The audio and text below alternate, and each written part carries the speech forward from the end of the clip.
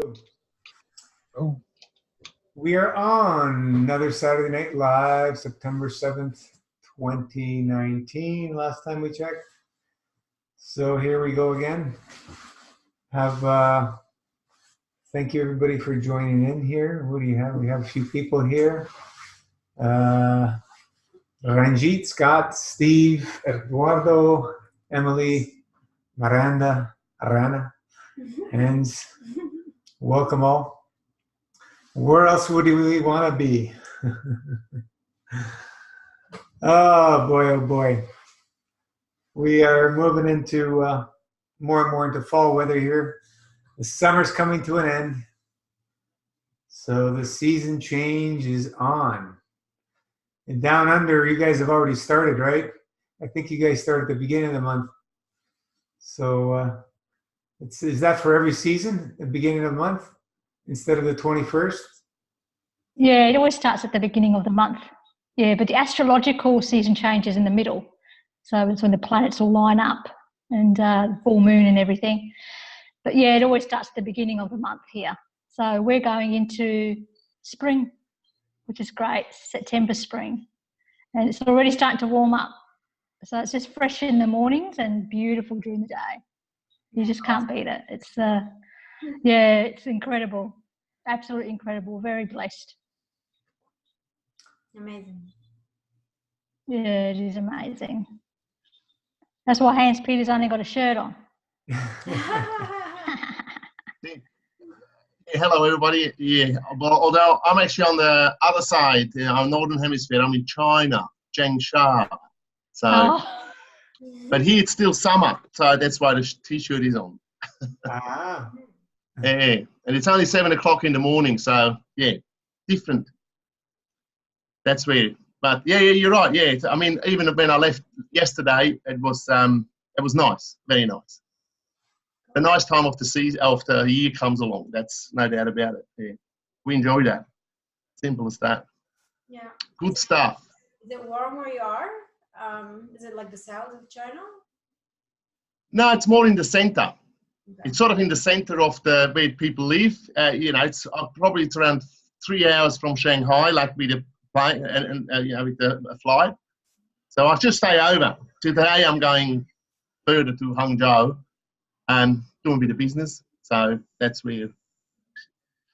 But I thought I can't give the Zoom a miss. Yeah, it's the Sunday addiction. As simple as that. So I thought I'll do it from China. Yeah, Saturday for us.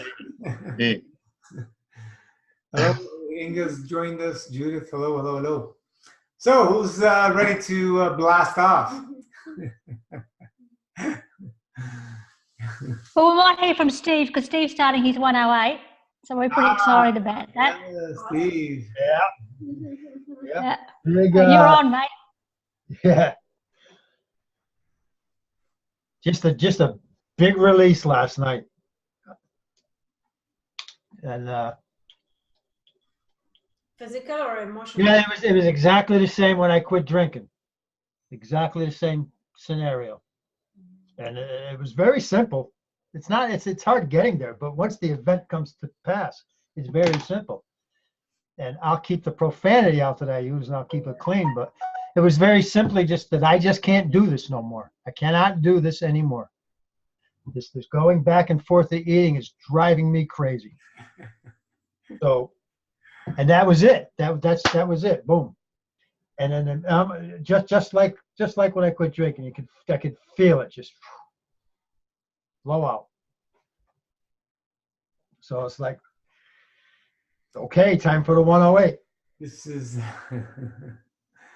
the eating is, as you know, it's the most powerful. Oh, it's crazy. It's so we can't beat ourselves up. We've been. Well, I was binging. I binge. I'm after every freaking time I go on the weekly, I end up binging, and I don't eat well. I go good for a day, two, and I just start eating crap. Yeah. We've all been down these roads, so. Yeah. Some more than So. Some more than No, I'm not beating. I wasn't beating myself up. I was tired of it. I was just getting very tired of it. I mean, yeah. I mean, I did it too. Yeah. It's hard. It's not. It's easy. No, it's not easy. It's very trying. It's tricky. Yeah.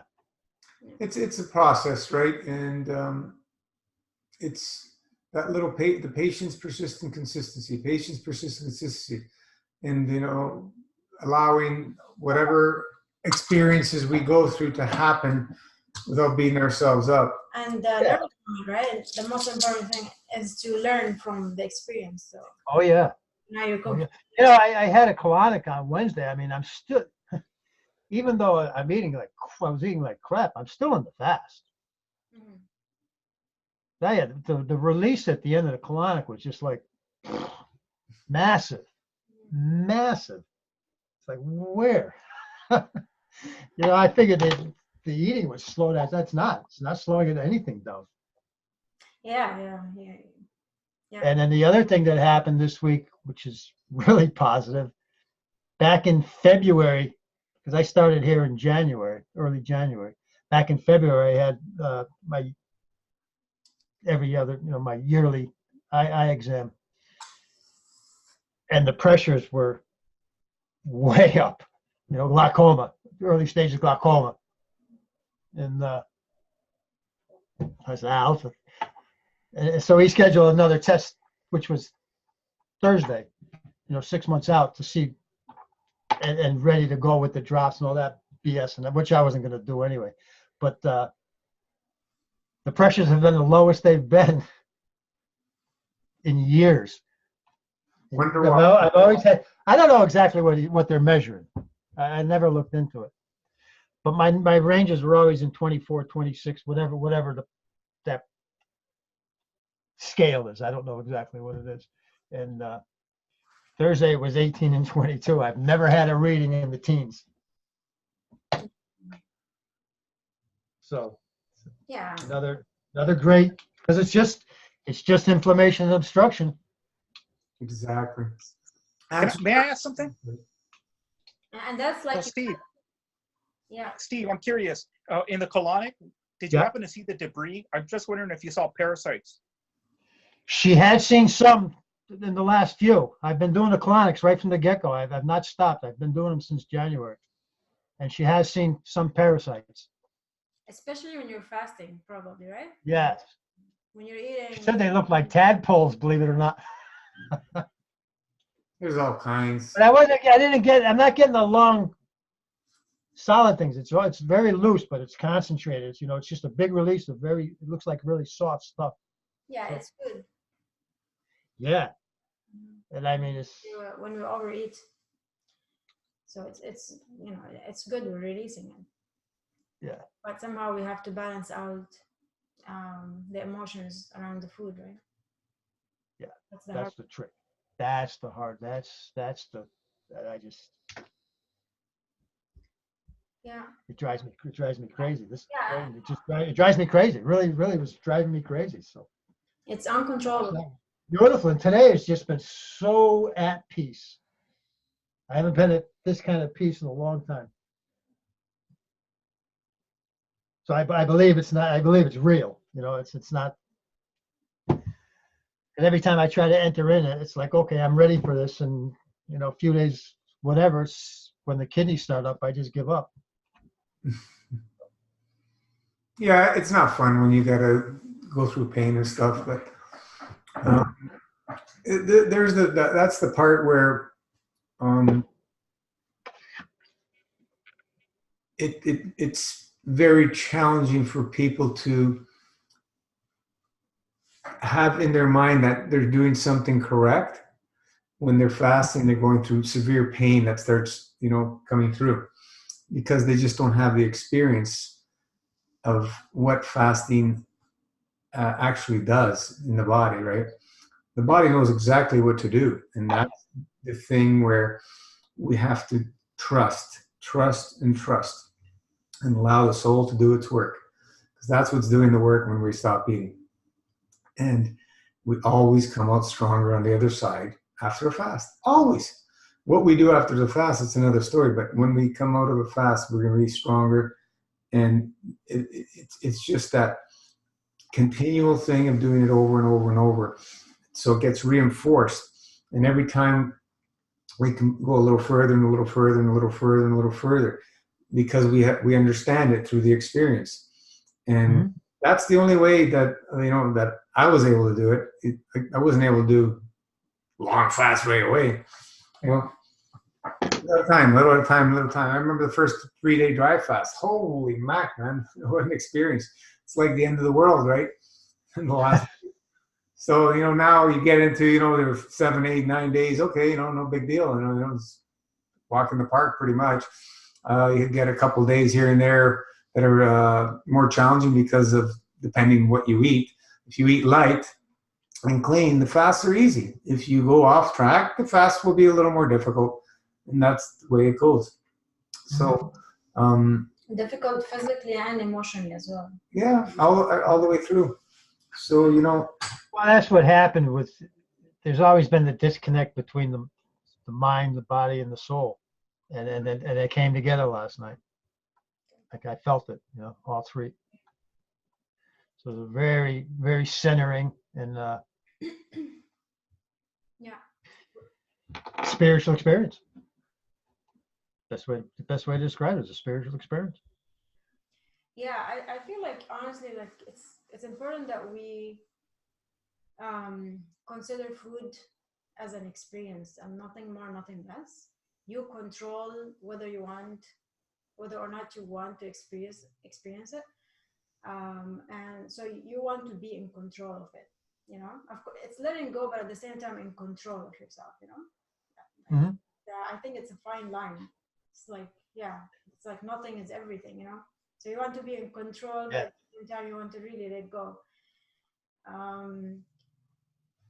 So when you start feeling, all of us, when we start feeling that food is something that I need, we feel out of control. I honestly, I believe this is absolutely wrong, because we don't need food. We know that. We have proved it to ourselves over and over and over. We don't need food. But we like the experience. Maybe sometimes you're bored, you want to experience different things, and food will be one thing to experience. Yes, it will slow you down, and that's why many people eventually say, I don't like, for example, who move further in the path, they say, I don't want to play too much with food because I have had it and it doesn't really serve me anymore. The experience doesn't serve me anymore. So when we go back to eating, it's important that we consider it nothing more than experience, and then get right out of it, So maybe one meal that you love, that is, healthier, will be easier on your body, and then get back on the fast. So be on all the time, like always on the fast, and sometimes eat for the experience, nothing more, nothing less. You don't need nutrition, you don't need anything really. Yeah, the nutrition fallacy, like we've all bought into. It's pretty interesting, and that's a very tough thing for us to break, because it's such deeply ingrained in our whole being in this plane, and it's not something that's going to be erased very easily, even though we have the knowing now, the information's out there, and so on and so forth. It's very, very challenging to completely let that go, and it's just going to take some practice and keep working at it. That's all it is. Like anything else, nothing happens overnight. It's got to be that patience, persistence, consistency over and over and over, and continue to build the confidence and the training of of remembering where we came from, because that's literally what we're doing. It's nothing that's new to us. If we never ate through our mouth in our mother's belly, right? And before that, we never ate in the realm where we didn't have a physical body. So we always got to go back to the atom. We're all made of atoms. Everything in the universe is made of atoms, and none of them eat. None of them have waste. I think it's also, once you learn and you experience that you don't need nutrition, you can let go of the nutrition, but the addiction is still there. Yeah, well, yeah, that's where we got to work on, right? The addictions. So once you start eating and eating again and again and again, then you're addicted. You know, you can be off of food for months, and then, you know, not even a thought about eating. As soon as you start eating, what happens? Bang! It all comes back like a freaking tidal wave, right? Yeah, like a tsunami. I would say the first meal you can get by, but the second meal you start thinking about food. So, you know, this hunger thing, is there a true hunger? I don't believe so. It's you get hungry when you eat, and you get thirsty when you drink. Right? That's the way it works in my body. I don't know. We can ask Ranjit, are you hungry, Ranjit? I never get hungry until I put that first mouthful. No. I'm never hungry. Yeah. No, but what I wanted to say about Steve, because I've been with you, mate, from the beginning of the year, and it's just so wonderful to watch your journey, and then you come to the realization this is actually a spiritual journey. It's nothing else but that. When you get aligned, like you are getting aligned, the rest of the the rest of the crap doesn't matter. Like when you talk about food, talk about nutrition, all you do is actually, I think I actually got fed off, like what Gina was saying, you know, being persistent, consistent, immersed, being focused, the precision focused, I actually think fed me nourishment in a way that I fully immersed in what you're doing. When you're doing a transformation and a change, and the thing that you've done, Steve, is that you've listened to Gino and Rana, and you've been watching even probably my journey in some ways. Like we've been together, we stood side by side with each other. This is what I mean. We can't do this ourselves. And then you realise, well, how come you put the pieces together? You put the puzzle together, and you look at Elatom and you look at people, and you go, why they can do things like this? And I don't even understand half the stuff I'm even freaking doing. The only thing I know is that every time I focus on the energy fields, I'm protecting my energy fields at the moment like anything. And the soul takes you there. It's the soul that really, truly guides you. It doesn't matter what you say or what I say or what Gina and Rana says, what Elatom says to other people who desire this lifestyle, until you actually do the inner work and do the footwork like you've been doing, Steve. You've gone through that kidney pain. Right? I had severe liver pain for 3 or 4 hours one night this week. 3 or 4 hours. It was excruciating. And I just went to myself, well, I'll just do what I've always been doing. When I had my wound pain and everything like that, I hand it over to God, because my body is sacrificed to the divine. I don't own it. I've given it over. I don't own my identity anymore. So I have handed it over, and I trust it. And I surrender to it, and then I'll work myself through it. And I think sometimes it's a test. I think they put you in some sort of test to see if you are you really serious about wanting to go on this journey. Because when you go deeper, don't think it gets easier. Don't think it gets easier. It actually gets. People think, oh, they might look at me, right? Yeah, they might look at me and go, no, I do feel freaking amazing. But the thing that I do is I don't focus on that. I actually focus on what makes me feel freaking amazing. And people want to hear your struggles, right? And I don't want to talk about my struggles. I don't want to talk about the fact that my auntie died last week for 3 days, and then I'm worried about my 2 cousins and they haven't responded to me. I don't want to talk about that. You know what I do in those situations? I feed them love. I don't want to talk about that I was, talking to my mum for 3 hours on the phone and listening to her cry and things like that. I mean, that I want to lift her up. So when you're in this responsibility of these higher energy fields, that's what you've got to focus on. And that's where you come from. And then as you go through this journey, Steve, don't think it's going to get easier, mate. It's not. It's going to get harder. But what you've got, though, is that you've got some skills and tools, right, that you've gone through this journey for the last 6 months that you know that you can tap into, and you're honest with yourself and you're doing this stuff. There is a pattern that forms. You'll know now that you were full of a bit messed up last week. Well, have a look at this season change. We are in September. September is a massive, massive month. And when we go into 2020, if you haven't cleaned up your shit right now, you're going to have freaking shit in 2020. You really are. And And the only way you know is by looking at your external environment.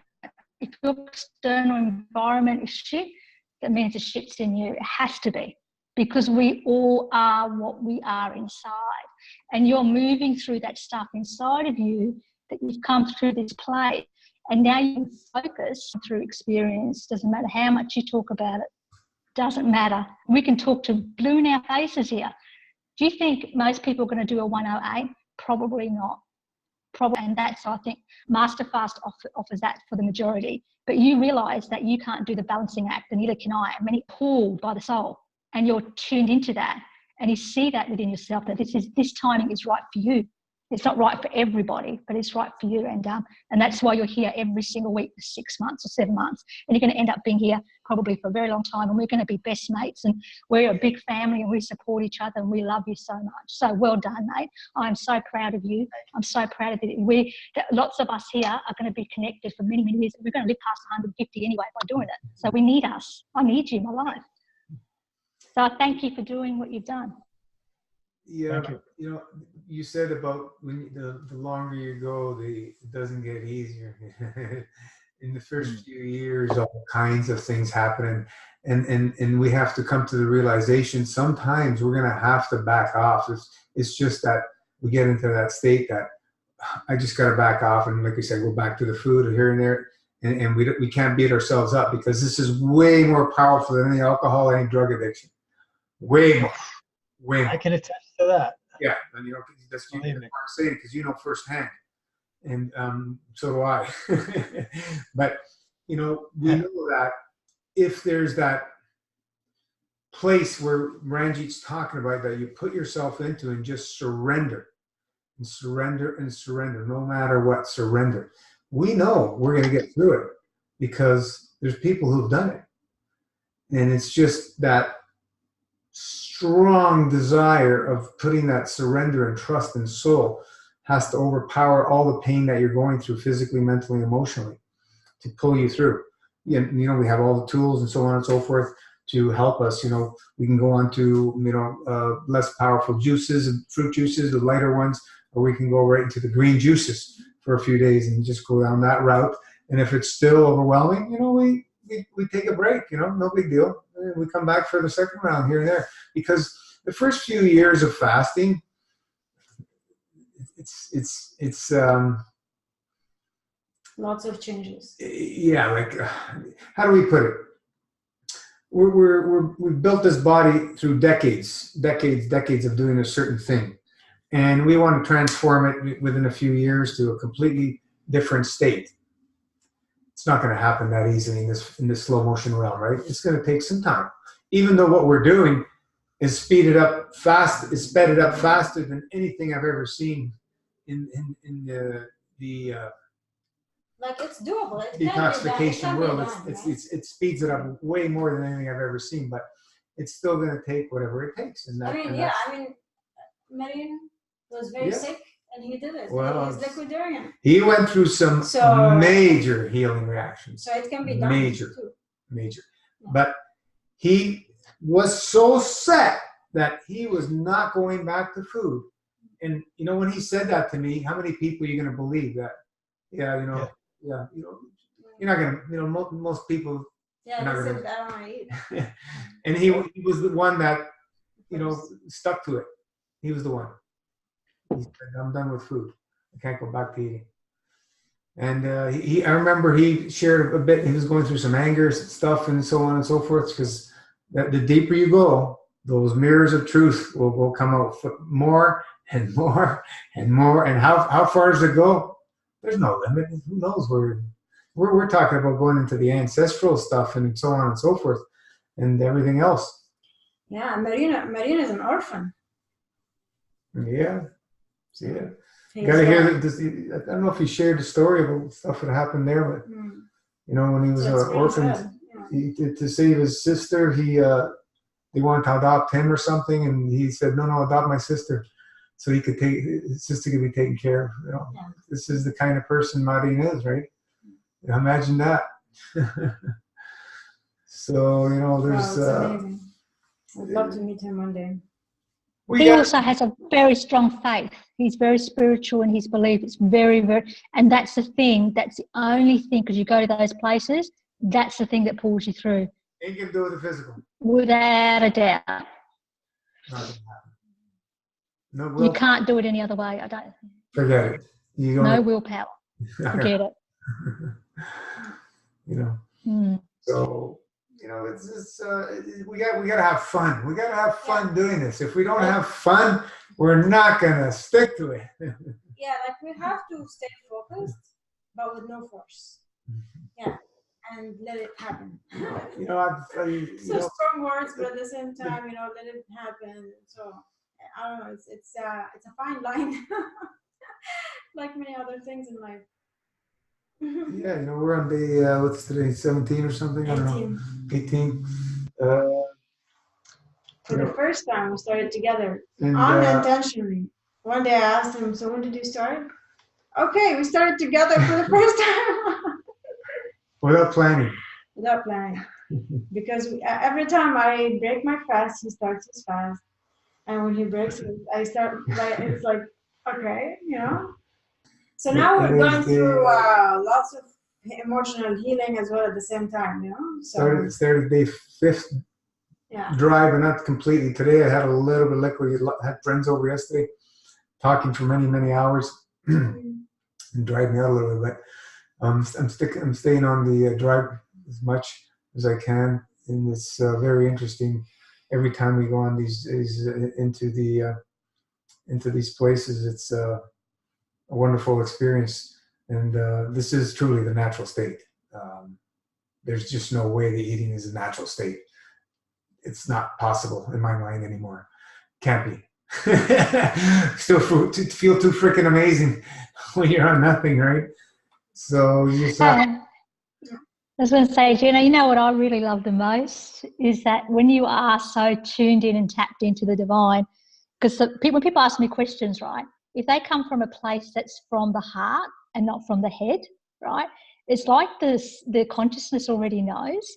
And then when I'm able to express through my mind in words and try and tap into the soul, into their heart, that comes from the divine. That's not me, right? That's not my mind or my, obviously there's part of my personality in there, but that actually feeds me.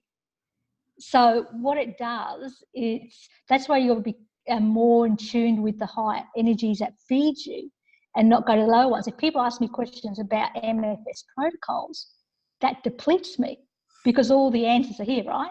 You just got to do the legwork, right? It's like, that's it. Because it doesn't matter what I say, you're not going to do it. But when people feed from the place of the spirit, it actually feeds everybody. So it's not just the two people. And then you see that expand because it touches people's soul, right? It doesn't touch the mind. So everybody gets fed. I get into a frenzy. Other people get into a frenzy, and it expands. And you actually see this happen. Like you go, wow, you can sit back, you can watch it happen. And that is the stuff that's freaking amazing. When we're all tapped into that, because that's the only thing that's going to get you through. You know what I mean? You know, understand what I mean, Gino and Rana? Like, when you tap into that stuff, it's just incredible. We'll keep referring to, you know, remember as we were little children, there were other little children, they're playing outside for hours and hours and hours. What are they running on? They're not thinking about food. They're not thinking about water. I remember those days. So what happens, the parents, you know, they're looking out, they know, they can't be having all this fun all this time. They got to put something in them, and they bring them down, right? Force them to eat and so on and so forth, because that's the place where they're at. And they're just not ready to go outside and play with their kids all day and be in that state, in that blissful state. Because in that state, you're being fed and you're feeding. It's always give and take and give and receive. We used to leave at sun up and get home at sundown. Exactly. I mean, we were gone when I was growing up. And I was lucky. We had wooded areas. We were in the woods 12, 14 hours. Just. Did you bring food with you? No. Absolutely not. Nobody ate. This is what we're talking about. If we get ourselves in that state, we're not going to be thinking about food. So how do we get ourselves in those states? Well, you know, if we're not in those states, that means we're not doing those things to be in those states. So we have to look at how to get ourselves back in those states and do the things that keep us in those states as much as possible, at least for, you know, an hour or two a day, every day, so that we can be fed, if that's the proper word you want. Nourished, maybe nourish is a better word, because fed is referring to food, nourished. And once we nourish the emotion, you'll never be hungry, and you'll be thriving. So this is the place that we're on the quest to be able to stay on indefinitely. That's really what we're doing, right? The fasting state, the master fasting, when you're on full master fasting protocol, which is a cinch, there's no really thought process to do it once you understand it. It's so simple. But we are feeling that state of living on fields. You know, we've talked about that before, because what are we doing? You know, we're not using anything that has any tons of nutrition and all this stuff. It's, you know, using the physical aspects of these things that we use for their higher order properties, which are the fields. And that's the power. That's where all the power. That's why we say it's not about the freaking juice. Don't worry about the juice. If you want to go buy your organic schmanic glass bottle, that's fine. That's fine. But, you know, to come to the realization of being able to live off fields, fields don't know what organic is. And Adam doesn't know what organic is. It's all about intent and emotion and coming to the understanding of interacting with these fields that are, we're surrounded by them in every direction, outwards and inwards. But you want to avoid the chemicals in the food, in the juice, because it does obstruct the fields, right? So you want to avoid, I mean, if you can, avoid. So what I say is, when you're in an elimination mode, which is the fasting state, your body doesn't hold on to it. Yeah. That's what I understand. I could be wrong, but from what I've seen, thousands of people fasting. Maybe the food would be Most people are not doing organic. Let's put it that way. Yeah, but when it comes to food, you have to watch more the chemicals. Oh yeah, because they are obstructive. Yeah, I'm talking about a fasting state, right? Fasting state. It's a different state than when you're eating. Completely different. So, you know, even when we're in our eating states, we have our dry fasting windows, daily, weekly, monthly, whatever, blah blah blah. So the body is always working for you when you keep fasting states. When you shrink your fasting states and make them disappear and don't have any more in a week's time, then you're going to run into challenges. It's just a matter of time. Just a matter of time. So we always work towards keeping our fasting states daily, weekly, monthly, season change. Always, always, always consistent with that. You run off track for a couple of weeks, you're going to feel it. I ran off a couple of tracks for a couple of weeks, you're not going to feel it. It doesn't matter who it is, you're going to feel it. And then you got to deal with it to clean it out. And that's the key. You have to know how to clean it out. Because if you don't know how to clean it out, you're not going to feel well, and you're going to be in not a good state. It'll take much longer. You know, there's people talking out there, oh, once you get into this state, you know, you can eat, it's not going to bother you. I don't buy into any of that stuff. It's a bunch of hogwash. When you put something into the body, it's going to have an effect. And, you know, El Tom Verified are with us, and he's the real deal, right? He's the real deal. So that's why he decided that, you know, no longer needs to do it. You know, that's it. You know, I've done enough of it. You know, we'll come to that realization whenever we're ready, and it doesn't matter how long it takes. Even one meal would affect.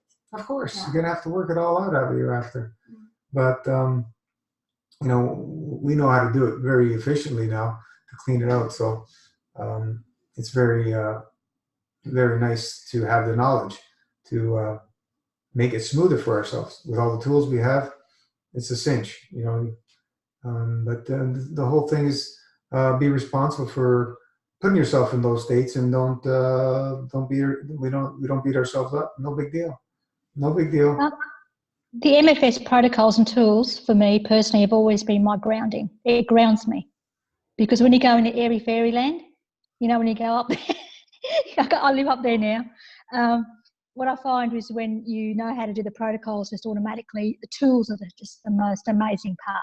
The tools just really, it grounds you, it does it, it sets, you know, like they really work. And you don't think about it, like, don't confuse yourself. Like, honestly, keep it simple. Like, you don't have to worry about half the stuff, you know. So it's even if you don't even understand the MFS protocols, you don't, because the mind's just playing its game out. Just say, okay, mind, I know you're playing your game out, it's fine. I'll lock you up in the cupboard every now and then. I'll let you out for a bit to have a bit of fun, you know. You just got to have fun with it. And then you go, if you know that, like when you put that compartment in your brain and you know that's going on, then you just throw yourself into the protocols. Like, and don't think about it, because you know, Gina and Rana, I have never, ever, ever missed a dry. I've never missed the daily. I've never missed the weekly. And hell no, am I not going to miss the monthly. And now when I go into the season change stuff, I'm not going to miss them ever on the full moon, ever, ever, ever, ever, ever, ever, ever. Because it's not about time, it's about cycles, and it's about patterns, and it's about all that sort of stuff. So when I start learning about the cosmic realm better, man, I'm going to share it with all you guys and what downloads come through. And that basic I call it 101 MFS, is you 108 or 40 days or, you know, whatever you're doing, that is your training ground. Like, you've always said that. You said, this is your training ground. The first 9 years is your training ground. It takes 9 years to do the whole body thing. You're renewing of your body, you know. Like, I know my body's still renewing, you know, it's still happening. I feel it. But I feel more so that, if, you know, when the soul knows you're ready, it'll pull you to more light. It will pull you in that direction. But if you haven't got your basic groundwork done, your body work done, you know, the matter world stuff done, you can't go there until you deal with this stuff, you know. You've got to deal with the physicality, the emotional, the mental, and your environment, changing everything from A to Z. You've got to change everything. There's absolutely no doubt about it. You've got to let go and learn the art of subtraction every single moment. Like, when I go off this call, I might go listen to some bits and pieces of it. It feeds me information, but I'm already released it. It's already, okay, fed my body, it's in my body, I'm recoded, release. But yeah, the tools and that's where most people are at. 99% of the people I'd say in our group is, they're in that. They're in learning the 101 foundation of MFS, the realm of MFS, which is just so wonderful. Like, what a blessing is that you have the opportunity to move through change in such a beautiful way, the way it's designed, if you're willing to surrender and trust in the soul. You know, like what you say, Gino, the soul's just on autopilot. You know, it's just on its own. Yeah, it's just a wonderful experience. Yeah, you know, we don't have to even think about it. It does it all in autopilot, and that's the beauty. Next weekend is the full moon over here. Same down there? Yeah, next Saturday. Yeah. So that's when I'll be doing my dry. So I love drying with other people. Hey, we're going to be howling here. Oh, mate, it's going to be the best. It's going to be the best full moon ever. I can feel it. Because I'm already getting on a high. It's already happening. So the euphoric state's already moving in. So you know this. And then you know, okay, what's going to happen? Like, I'm probably going to be dancing outside, I think, in the cosmic and have a lot of fun. You know, then I'll just be on a high. I might even take you with me. I might go do a Facebook Live and you dancing in the cosmic light and moon and everything, you know. Like, why not? Because that's what it's about. It's about enjoying those feels and those moments of fun, like you're only a child. You know, the other shit about pain and all that stuff, it's all crap. You know, like, it's just like, oh, yeah, that's just there. That's just the matter world stuff we're dealing with, you know, bubbles. And I go, yeah, that's that. My brain can handle bubbles and compartments. But when this thing here, the unknown place, that's a big, huge bubble for me. I'll take you all in, because that's the thing that's the thing that nourishes me. If I'm not having any food, then what am I going to feed on? What am I going to nourish on? And that's information, that's knowledge, you can bring down to help other people for humanity. Like, that's not even my information. That's information from the divine. Like, you go, my God, thank you for using me as your vessel.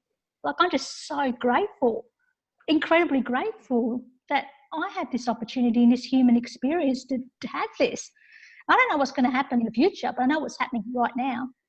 I know what's happening right now.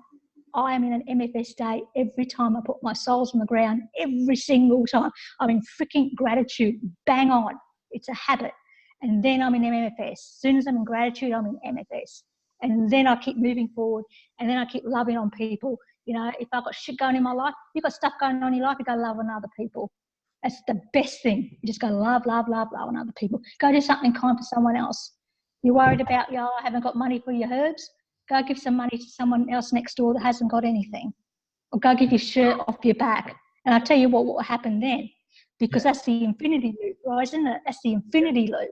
So giving and receiving. And what you receive you back is a thousandfold. It's a thousandfold. You know, as long as it's from the heart. It's got to be from the heart, you know, and not from the head. Then it's a whole different scenario. You're playing in something that is beyond what you can ever imagine. It's beyond awesome. The mindset work that you've been taught in this world is beyond law of attraction. You think that stuff still helps you, but you never fully understand it until you're actually in that field strength, like you talk about. When you're in that energy field, you never fully really understand it, appreciate it, until you clean out your channels, until you see the energy field go, feel it in your body, like in your atoms. You know, there's so much space inside of you, and all these things are still happening inside of you and around you, and you go, well, like, it's just such a blessing before anything. So when you get a kidney pain or you get a liver pain and you've got crap going on in your life, you go, oh, well, that's nothing compared to what I'm getting over here. That's like a piece, like it's like a flip, because you move that through very, very quickly. It just moves through. The releasing just moves through very, very fast. But it's just so great. I think, wow, it's just wonderful, wonderful, wonderful. And I feel so blessed. So how can I not give it back to people? Like, you can't not, you know. It's just not fair. Oh, sorry, I was on my little realmy thing. Sorry. Thank you for sharing. No, sorry. We keep flowing. We keep it flowing. That's all we got to do is just keep it flowing. Thank you. Thank you for reminding us of all these feelings, you know. It does motivate us and inspire us to continue for sure. Thank you. Who else wants to jump in? Go ahead. Eduardo. Yeah. I'm actually starting another Master Fast tomorrow. I'm basically living the Master Fast lifestyle. People know me on the Facebook, on the Master Fast site by Ed Wellville. Mm-hmm. Once again, for people who don't know my story, I started in basically January of 2016. That's when I learned about it. I think I did it a month after. The first one I did was, I think I did the 60-day at first. And since then, over the from 2016, 2017, I did a 60-day, 108-day, and I think I've done like 3 or 4 40-day. I can't remember anymore.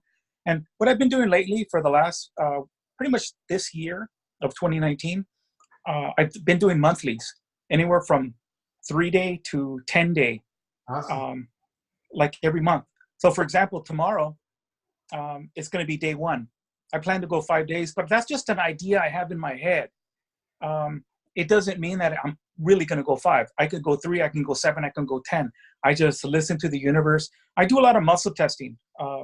If you don't know about that, folks can go on YouTube or look it up, where you just basically talk to your body. You can muscle test. You do a muscle like a yes or no. And that's the same thing I do with like plasma pudding. I happen to have some of the pudding here.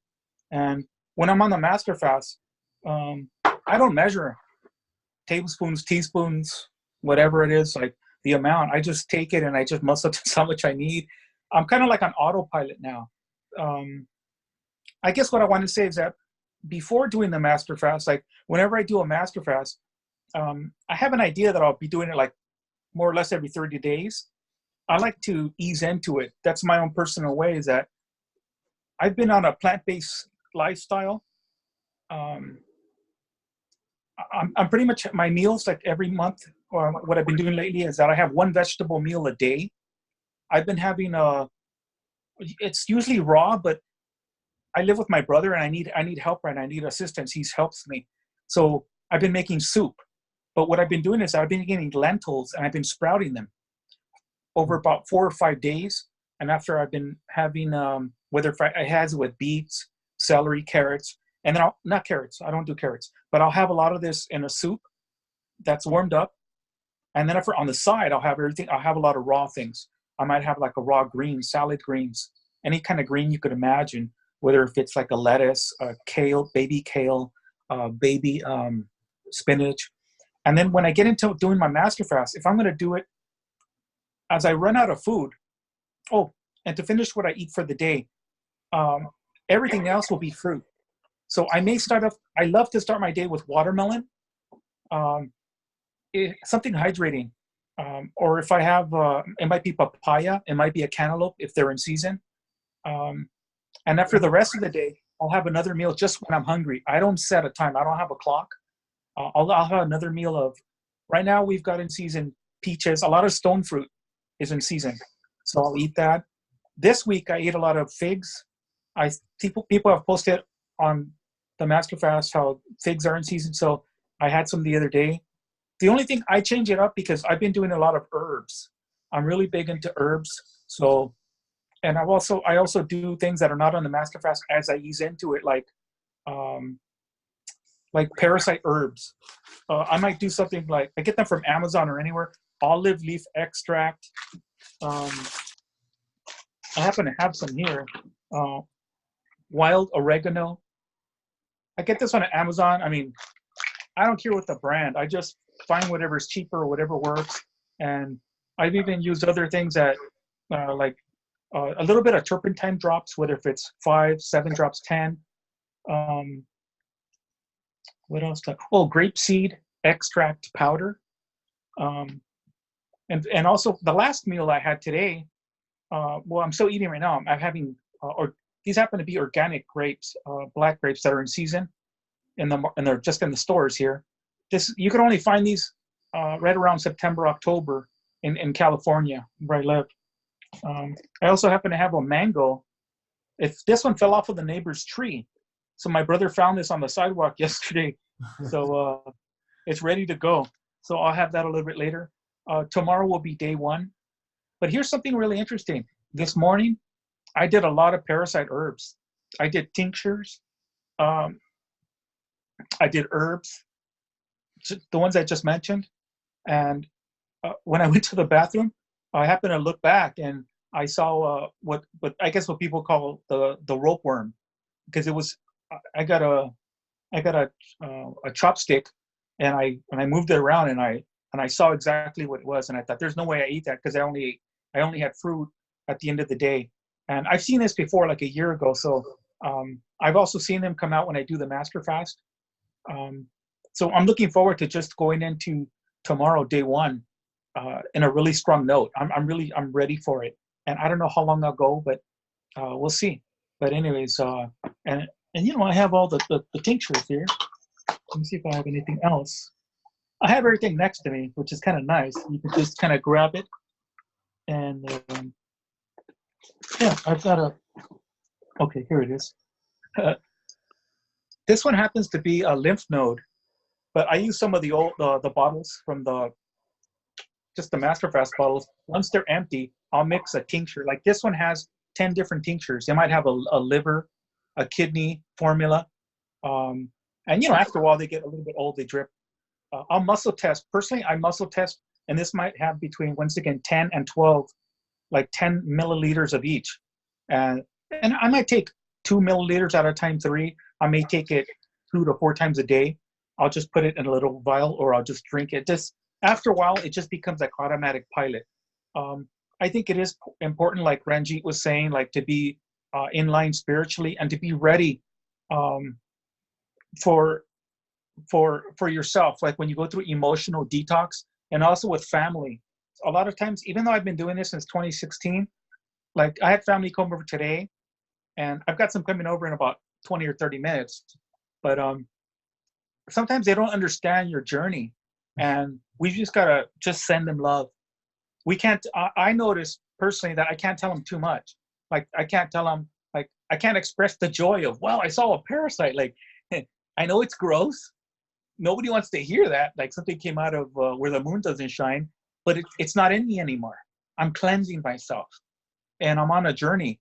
I'm free of a lot of pain that I had in years. I'm like peeling that layer of the onions. I mean, a lot of detox people talk about like, oh, peeling the layers of the onion. It sounds funny, but it's a good analogy because I definitely have felt cleaner and less body pains. I feel stronger. I could do more. So this is a really good journey, and that's just where I'm at today. So thank you both. Awesome, man. I don't believe if you can get rid of parasites if you're eating. Doesn't matter what diet. You're gonna have some sort of parasites. They're just part of the ecosystem when you're eating, and we can, keep focusing on that. It's something I don't focus on personally. I let it all go because once you focus on cleaning up the terrain, they're gonna leave. They're gonna leave. We can try and force them out with herbs and stuff, but they'll be back. They'll be back, and because we're eating, right? So it doesn't really matter, and they're there actually to help us. We've talked about it before about how humans put themselves in such a plugged up state. These especially these past few decades, that they believe we're a corpse, and they start taking over to bring you back to where you came from, to the dirt. So that's where the challenges happen with parasites. But otherwise, they're our friends. They're there to help and to assist and take care of things in there. And your body manifests them. It's not that you have to pick them up here and there. They will be manifested in the body when the environment's correct. Creation works that way. It creates instantaneously. So, which came first, the chicken or the egg? The plasma. When the conditions are right, the being will be manifested instantaneously. And that's the beauty and the magic, if you want to call it, of creation. to my understanding. I could be all wrong. But the evidence has shown that from examples of people and so on and so forth, that things happened, which is just beautiful. Fish appearing in ponds after a rainstorm, which there was no ponds before. And I remember in this area, when we moved in, there was overnight, we had gazillion frogs all over the place. They weren't there the day before, that they just all appeared out of nowhere. It was pretty interesting to see that. And they stuck around for a while, and cars were running them over all over the place. It was unreal. It was how many there was. It was just flooded the whole area. So it's interesting when you witness these things, and we don't have proper explanations or this or that, or we may know that, we may believe we have an explanation, but it doesn't really matter. Creation is amazing. Is it the sperm and the egg that creates a baby? Absolutely not. Absolutely not. Those are the effects of the intent and emotion from spirit, and the energies manifested in the sperm and the egg, right, to create the baby, and so on and so forth. So when we look at things through field interaction, we'll see a whole different picture than focusing on the material things of just the effects, because science has been doing that, and where's it taken us? Into shrinking our belief system and what's possible. That's all science has done for us, putting limits on us over and over and over. This is not possible, that's not possible, that's not possible. And then all of a sudden it's possible. And then science goes, okay, let's rewrite the books. And that keeps happening. That's all I see with science today. They just have to keep updating the books because they can't keep up with the reality of things because they're focused on that small window of matter state, which is okay. It'll get us so far, and it has its purpose. For example, in chemistry and so on and so forth, if you're going to be playing with chemicals, you got to know how they react in matter state, or you're going to cause some damage to yourself or kill yourself pretty quickly. So, but when we're talking about taking ourselves in places that we thought that there's just no freaking way it was possible, and doing things like that, we have to think outside that matter state box if we want to go those places. 4 minute mile, et cetera, et cetera, et cetera. Just awesome. Just look at in the MFS realm what people have gone through, and the transformations is just whoa, amazing, just amazing. And it's just a walk in the park these days. It's no big deal anymore because we've seen so much of it. So it's not that what do you call it? That fad type of thing that when it was at the beginning, people are just freaking out of all these transformations happen. Now it's just a walk in the park. Oh, okay, another person, fused together his spine and spinal cord and is walking. These are normal things these days. No big deal, because we understand that when you get into that level of total trust and surrender of spirit, these things will take place. The body has no choice but to follow spirit, right? How do we get to that spot? That's why we're all here, right? How do we get to that spot? Over and over again, so we can make these things happen even quicker and quicker and quicker. That's all it is. That's what we're doing. That's what the cleansing the physical body journey is through master fasting, is training ourselves to get to that state continuously over and over and over and over, and watch the magic unfold. And that's the beauty. Besides that, it's a walk in the park to do master fasting. It really is. And we can have fun doing it. We're going to have, we're going to be pulling our hair out when we go, through these eating things, of course, because eating is what triggers our hunger. Drinking is what triggers our thirst. It's in black and white for me. Others, that don't experience, have not experienced, cannot understand what we're talking about. They believe hunger is a real thing. Somebody's never fasted. Hunger is a real thing. So it's okay. It's okay to feel all these things. But we have a new understanding now, and with that new understanding, we can look at things differently and come to a different conclusion than what we've been taught. The whole drinking thing is very interesting. You're gonna get thirsty. You're gonna get thirsty when you're doing the long drives and stuff, because the body is not in the state where it's self-hydrating. But as you go along the journey, and the belief system also. Yeah, I think it was Sid who lives in the desert there in California, and she was having a real challenge with thirst at the first fast. I remember. I think it was her. Yeah. Yes. And I'm going. Yeah. Be patient. Keep going. Be patient. Keep going.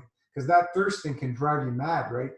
And eventually she broke through it. Over 60 days, but that was also the liquid, right? Yeah. She was thirsty. She broke through, and then the thirst was gone, right? Because you cleaned out that gunk that stopped the body to be able to self-hydrate. And how do we comprehend this stuff? Who cares? But we know as we clean more and more and more, the body will feed itself more efficiently, and it will hydrate itself more efficiently. We know that. We've seen it over and over. People start regaining their height, or actually growing taller than they've ever been, and stuff like that. This is done through field strength, and it's done through the plasma vacuum tube when the fields are clear and no interference from that gunk, which is the mucus that the body builds through the eating and drinking and taking drugs and et cetera, and breathing pollution. It all adds up, and that's why the body builds that, to protect itself. But when you stop doing that, it's not going to need that protection. and it'll start moving out. So master fasting is the best thing at moving out that gunk that I've ever seen, by far. There's nothing that comes close. So how far do you want to go? There's no plateau in master fast. You keep pushing the pedal. It'll keep cleaning. There's no plateau. No plateau. As far as you want to take it. And then you start opening up the dry fast and you keep going further. Because eventually, for some people, the few that will keep going down that route of forget about the physical foods, keep going down the master fasting route. When it starts getting into the 2, 3, 4, 5 years, I don't know, because people have not gone that long yet doing this, but I already see it's going to be a place where the juice thing starts gradually diminishing, right? The plasma pudding thing starts gradually diminishing. These things will take time. I see that happening. And the body's going to start saying, you know, I like the complete matterless fields even better. And that's what starts happening. And that takes as long as it takes. But a lot of other things have to be taken care of at home. You know, the home, You have to be ready. the material kind of things, the finances and this, that, the other thing. And family and so on and so forth. Because it's emotional, right? It's all emotional. That mucus is attached to material and emotional things. And that's why we build it. Yeah, big changes in our lives. So we do it slowly. Practice, slowly. Your family gets used to you. You get used to your family, to your friends. Your friends get used to you. Maybe you change your friends. You build new friends. Who posted today? I can't remember the name. She shared about, being thrown in mental institutes and this, that, and the other thing. The family's so against what she's doing. Like, come on, man. We just want to feel good, man. Fasting, leave us alone. Like, it's fasting's got such a bad rap, and because of the ignorance out there. That's all it is. People have no clue what fasting is. And people have hurt themselves through fasting because they broke their fast. It's not really the fast itself, but they've broken their fast incorrectly, too aggressively, and so on and so forth. And there's some type of fast, like water fasting, just doing water and not doing enemas and stuff and that. That's very hard on the body, very hard. Some of you have experimented with that. So we have it easy now, guys. We have it really easy compared to what's out there in the fasting world. Because I've been around 3 decades, and there's nothing that makes it safe and effective and more effective than what we're living a massive fast lifestyle. So. But people are getting more and more used to fasting. Like, it's becoming something, common. Yeah, of course. Especially intermittent fasting these days. Yeah. The intermittent fasting mostly out there is people are doing liquids during the day, and then they're 1 meal a day. Or they're having one meal or whatever. But I did the 1 meal a day thing for years. Many years ago, I did it for years. 1 meal a day. No big deal. And even back then, in those days, I wasn't drinking a lot, if I remember correctly. The less you put in, the less you're going to want. The more we put in, the more we're going to want. It's that simple. You want to get hungry? Go eat. You'll be hungry.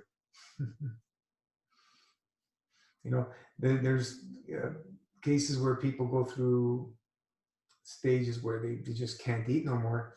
And those stages are, the body is put in such of an obstructive state that it's saying enough. It's trying to move things out. When they're eating, like they can't eat. We've seen people that start getting on MFS, start going through these nausea phases. That's a really backed up state. And it's just backed in the whole being of the physicality. It's impacted. And as it starts breaking loose, you start to feel, whoa, let me get it out of here, And it's not comfortable, but some of us will have to go through these stages. Yeah. And, come to that understanding and use the tools, pull you through. That's all. Use the tools. I've been through all kinds of different things. It's not fun, but hey, we understand what's going on now.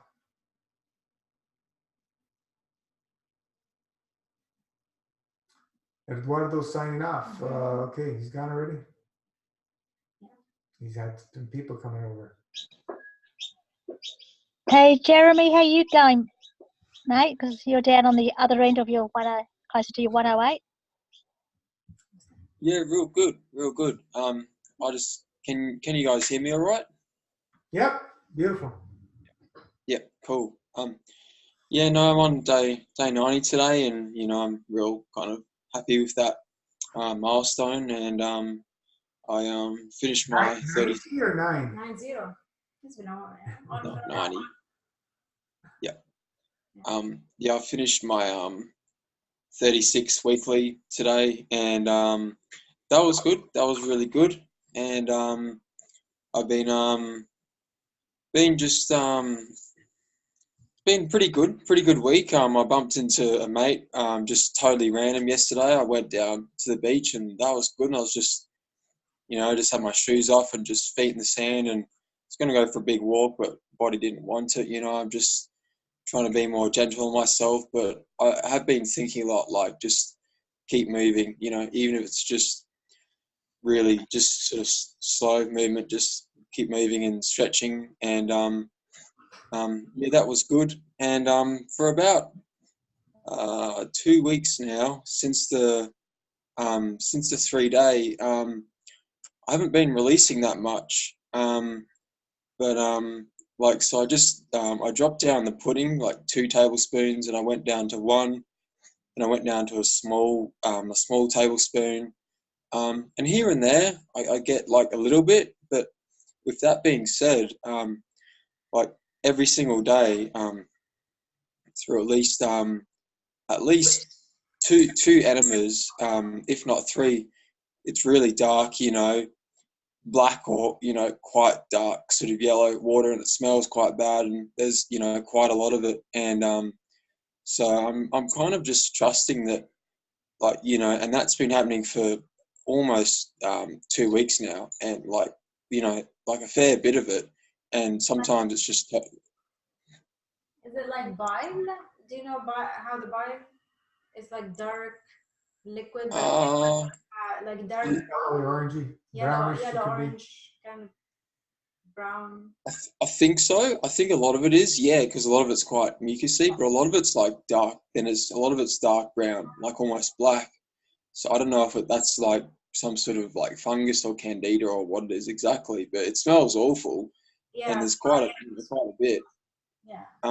So I tried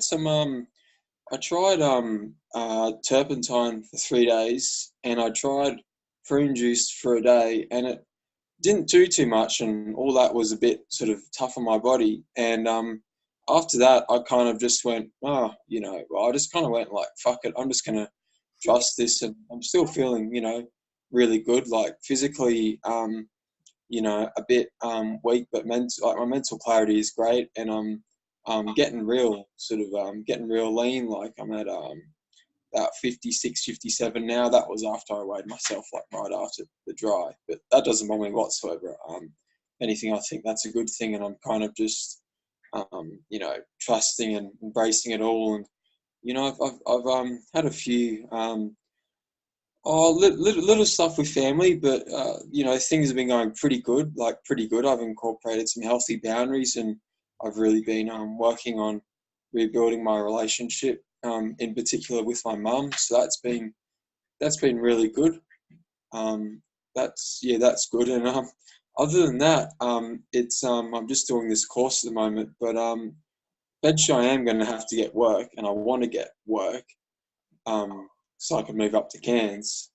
But it'll be like part-time factory work, and I do actually want to do some some physical labor work, but not like I used to do in not that sort of furniture sort of stuff again. But still, that'll be interesting though, when I think I can kind of stretch it out, and maybe in a month, or I don't know exactly, but I'd like another month, and then, but whenever that ends up happening, I'm just kind of trusting it all, and I'm thinking if I need to, for 2, 3, if for maybe 4 days a week, when I am working, just drop down to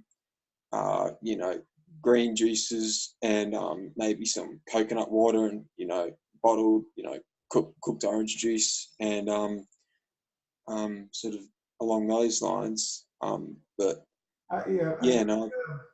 I would go back up to at least 2, 3 tablespoons of the pudding, because that really helps absorb as it's going through. And, because you've been sharing on the board about your history and stuff. So you've been through quite a, a plugged up that upbringing, just like most of us, pretty toxic lifestyle. So, it's going to take some work to get that out of you. And, live it, love it, enjoy every moment, embrace it all. Don't let the fear, affect you, because, like you said, the weight, no big deal. It's going to come back. It's going to come back when the body's ready. It won't go back to everywhere it was as a, obstructed body, but you're going to be stronger, leaner, and more flexible than ever. That's the beauty. Yeah. Why do we want to carry all that extra weight for? And you're going you're going to keep the fasting, right? Like while eating, fasting. Yeah. Be very focused. Stay focused with that. When you decide that you're going to break the 7-day cycle of MFS and go into some eating, just be very careful and do it for the experience, not because you need it. Completely for the experience. Just enjoy the food. Maybe 1 meal a day, maybe maximum 2 meals, and do intermittent fasting for sure. Like I would eat within maximum 3 hours. Otherwise, you're gonna be hungry. Yeah, you'll be trying to maybe eat all day. 1 meal a day is enough. It's an experience, anyways. Yeah. Yeah, but we're all gonna have to go through these things and experiences, and we really don't know how we're going to respond if we've never done this. So that's why we do these groups and support live and so on and so forth, because everybody can give us their insight of what they've experienced, and it really helps us to be able to kind of see what we may expect, because we don't know. It's all going to be different for everyone. Yeah, and honestly, stay connected with us every Saturday. Be with us, because that's huge. Like the few people I find who will really commit are the ones who are with us, around us, who will stick with it. The ones who show up on the, like, be connected with us. It's a lifestyle. Because it's completely different outside, and you might like fall off and just go back to your old programming, So at least this way you're surrounded by like-minded people. So you go back to eating, whether you like it or not. You come, you share, and then if you will make conclusions based on everybody's experience. And so you learn much more, much faster. I don't remember the name, but I remember one guy posted, "I did 100 days MFS, blah blah blah. This is not sustainable. Blah blah." He's going on. I go, "Really? So you're telling me that I've been doing this over 3 decades and not sustainable?" Okay, that's your reality, buddy. See you later. Oh man, like people try to put their belief systems into you, right? And they're not even like, some people are not even. Some people do it maybe 60 days and then they disappear for 2 years and then they come back and they tell us, well, you have to fix this and this and that. But we have been down for 4 years, like, where were you? Yeah. It's fun. It's a lot of fun. Yeah, so do your best. And I mean, we're all learning together, Yeah, nobody has all the answers, but man, oh man, the little we know now, we can do so much. Do you think the whole liquids idea thing with working at warehouse in a warehouse factory is like, I'll be able to do that? Why not? Who told you you can't? You know, there was a professional tennis player who did 108 days on the massive fast about 2.5 years ago. 2.5 years ago? Yeah, well. Yeah, about 2.5 years ago. A professional tennis player who trained 5 to 6 hours a day, 5 to 6 days a week, doing 108. She didn't do the monthly because they were too much for her, so she did the 24 hours per week. And Yeah, wow. she felt amazing. And towards the end, her coach told her, whatever you're doing, just keep doing it. I'm sure at the beginning he was not supporting her, and then towards the end he was like, whatever you're doing, keep doing it. And what she found is that she lost like almost like very little weight. She gained muscle. And she gained muscles. She lost fat. Wow, wow.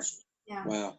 This is an athlete, you know, she's been an athlete her whole life, and you know, been clean eating for And years. she was eating raw food. Okay. So everything's possible, guys. Everything's possible. Don't let anybody put any limitations in your belief system, because that's all it is. Their limitations, and they're trying to bestow it on us and take us down to their levels. Yeah, but be focused, and you know, don't push yourself. If you feel you're tired, then don't do extra. Like, you know, slow down. You know how to slow down, right? Yeah, thanks. Yeah. Awesome. Yeah, for sure. Cool. Yeah, was it? I think it was you talking about you worked at McDonald's. Yep. Yeah. Yep. So Yeah. some good stuff there, right? Yeah. So, Yep. I'm sure you're feeling it all coming out. You know, I mean, you go to the grocery store, it's not much better than McDonald's, to be honest. You know, all the packaged food. All the packaged stuff. It's all the same. Many people have eaten this food for over 20 years. You know, many of us. Some people grew up with food, so it's junk. You know. I remember way back the first TV dinners that came out. My goodness gracious. We tried the first time. What is this stuff? You know, use the home cooked meals and everything. Probably like a few chemical molecules away from like plastic. Well, once they put it out there and people started ingesting it, guess what? The markets exploded because they knew that was going to happen, because there's stuff in there to keep you addicted, right? Mm. Oh. Yep. Absolutely. It's pretty crazy. It's pretty crazy what's going on out there in the world, and yeah. Eduardo said, hey, Jeremy, I'm going to come and see you soon. So when you finish your fast and break, you know, I'm going to come and give you a hug. You know, so proud of you. From all of I'm us. so proud of you. You've done so well. You've done so well, and you've done it on your own. I've watched you. You know, you've just done it on. You stood in your ground, and you went through it, and that's courage, strength, determination, and that's got to be a lot said for that. You are a very internally strong individual. Stick to your heart, sweetheart. Stick to your heart. And I have to say, very humble. Like, whenever we suggest something, you take it, and like, it's amazing. And you have learned, you have studied the protocol, you're following it. Yeah, you know. This is what it takes. I love that. Thank you. And you're very positive, and you're helping so many people. And please. I appreciate it. Yeah, really appreciate it. It means a lot to me. Yeah. You'd give him a hug from all of us.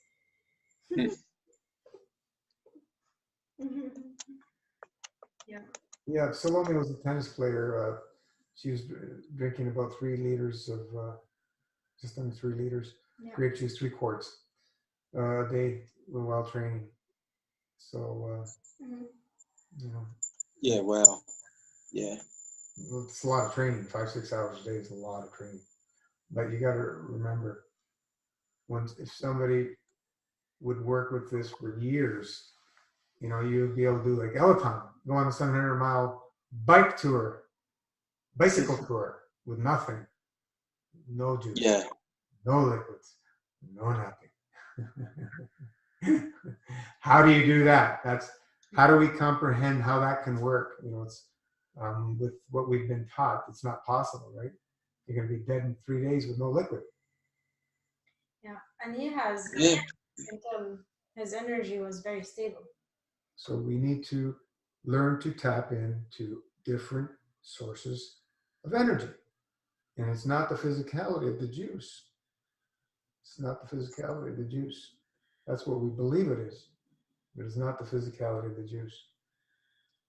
And I suppose as well, like you said, I suppose like you said with that that tennis player, her previous diet was, you know, very, very clean. So, you know, I've got to kind of take that in mind, that it, you know, probably take a bit longer. And but with that being said, all that kind of lymph that she must have been moving, sort of doing all that physical work, you know, that must have, you know, helped, you know, being that, you know, considering if your body can handle that, that's, you know, pretty impressive. yeah, well, you know, she asked me, can I do this? I'm a, you know, pro tennis player, blah, blah, blah. I go, you know, she told me the bit of her history. I says, I can't see why not. You know, you've been training all these years, you're clean eating, you know, now you're just going to take it to the next level. And no problem, she did it. No problem. Yep.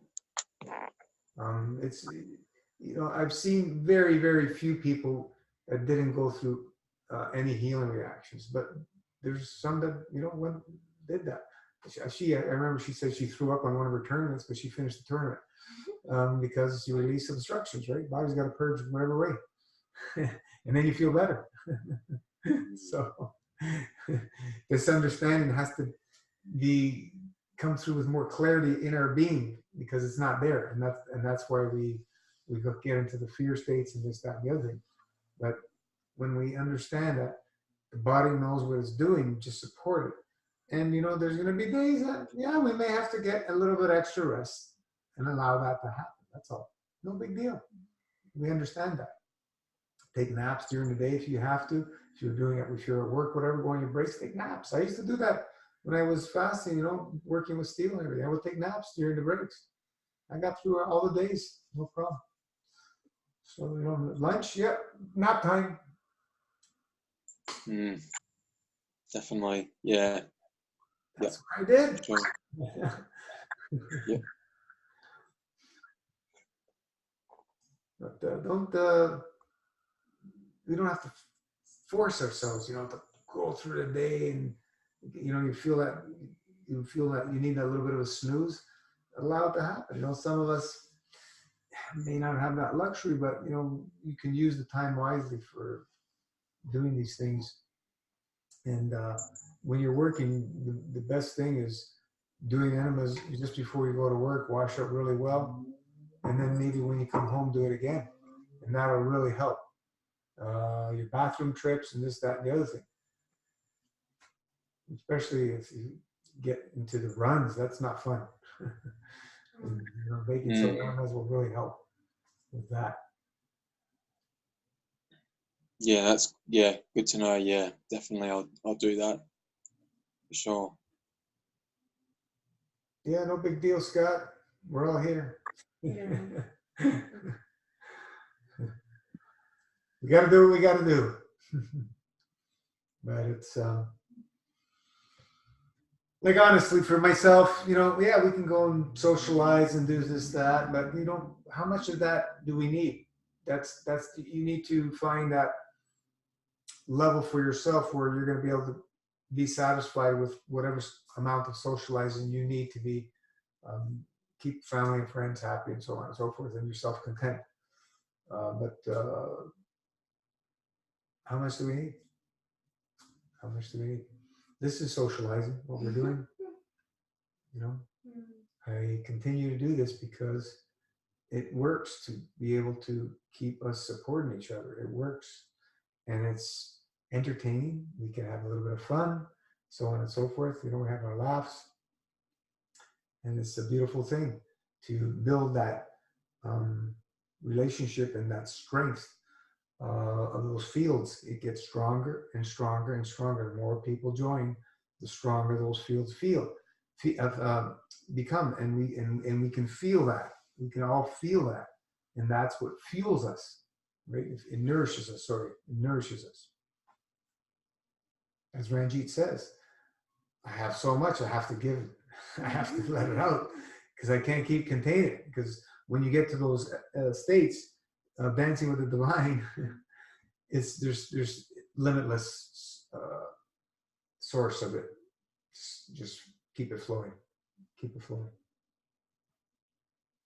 So are they eating dinner now, Scott?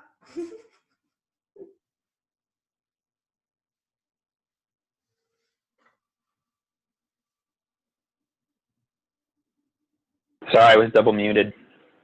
No, I actually was just making spaghetti sauce, so I told them I'd make the spaghetti sauce and they got to do the rest. Nice. The rest is easy. It's all in the sauce. Yeah. Yeah, no, seriously, man. And the tomatoes. I mean, the tomatoes is what makes it.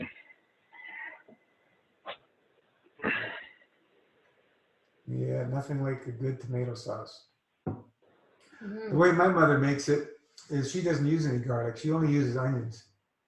Very simple. And you can put some fresh basil. It's interesting because a lot of people that would say, well, what do you put in here, this and that? Because everybody puts many different things in this and that. Very basic, very simple, good quality tomatoes, onions, and some basil if you can get some fresh basil. Basic, simple, wonderful.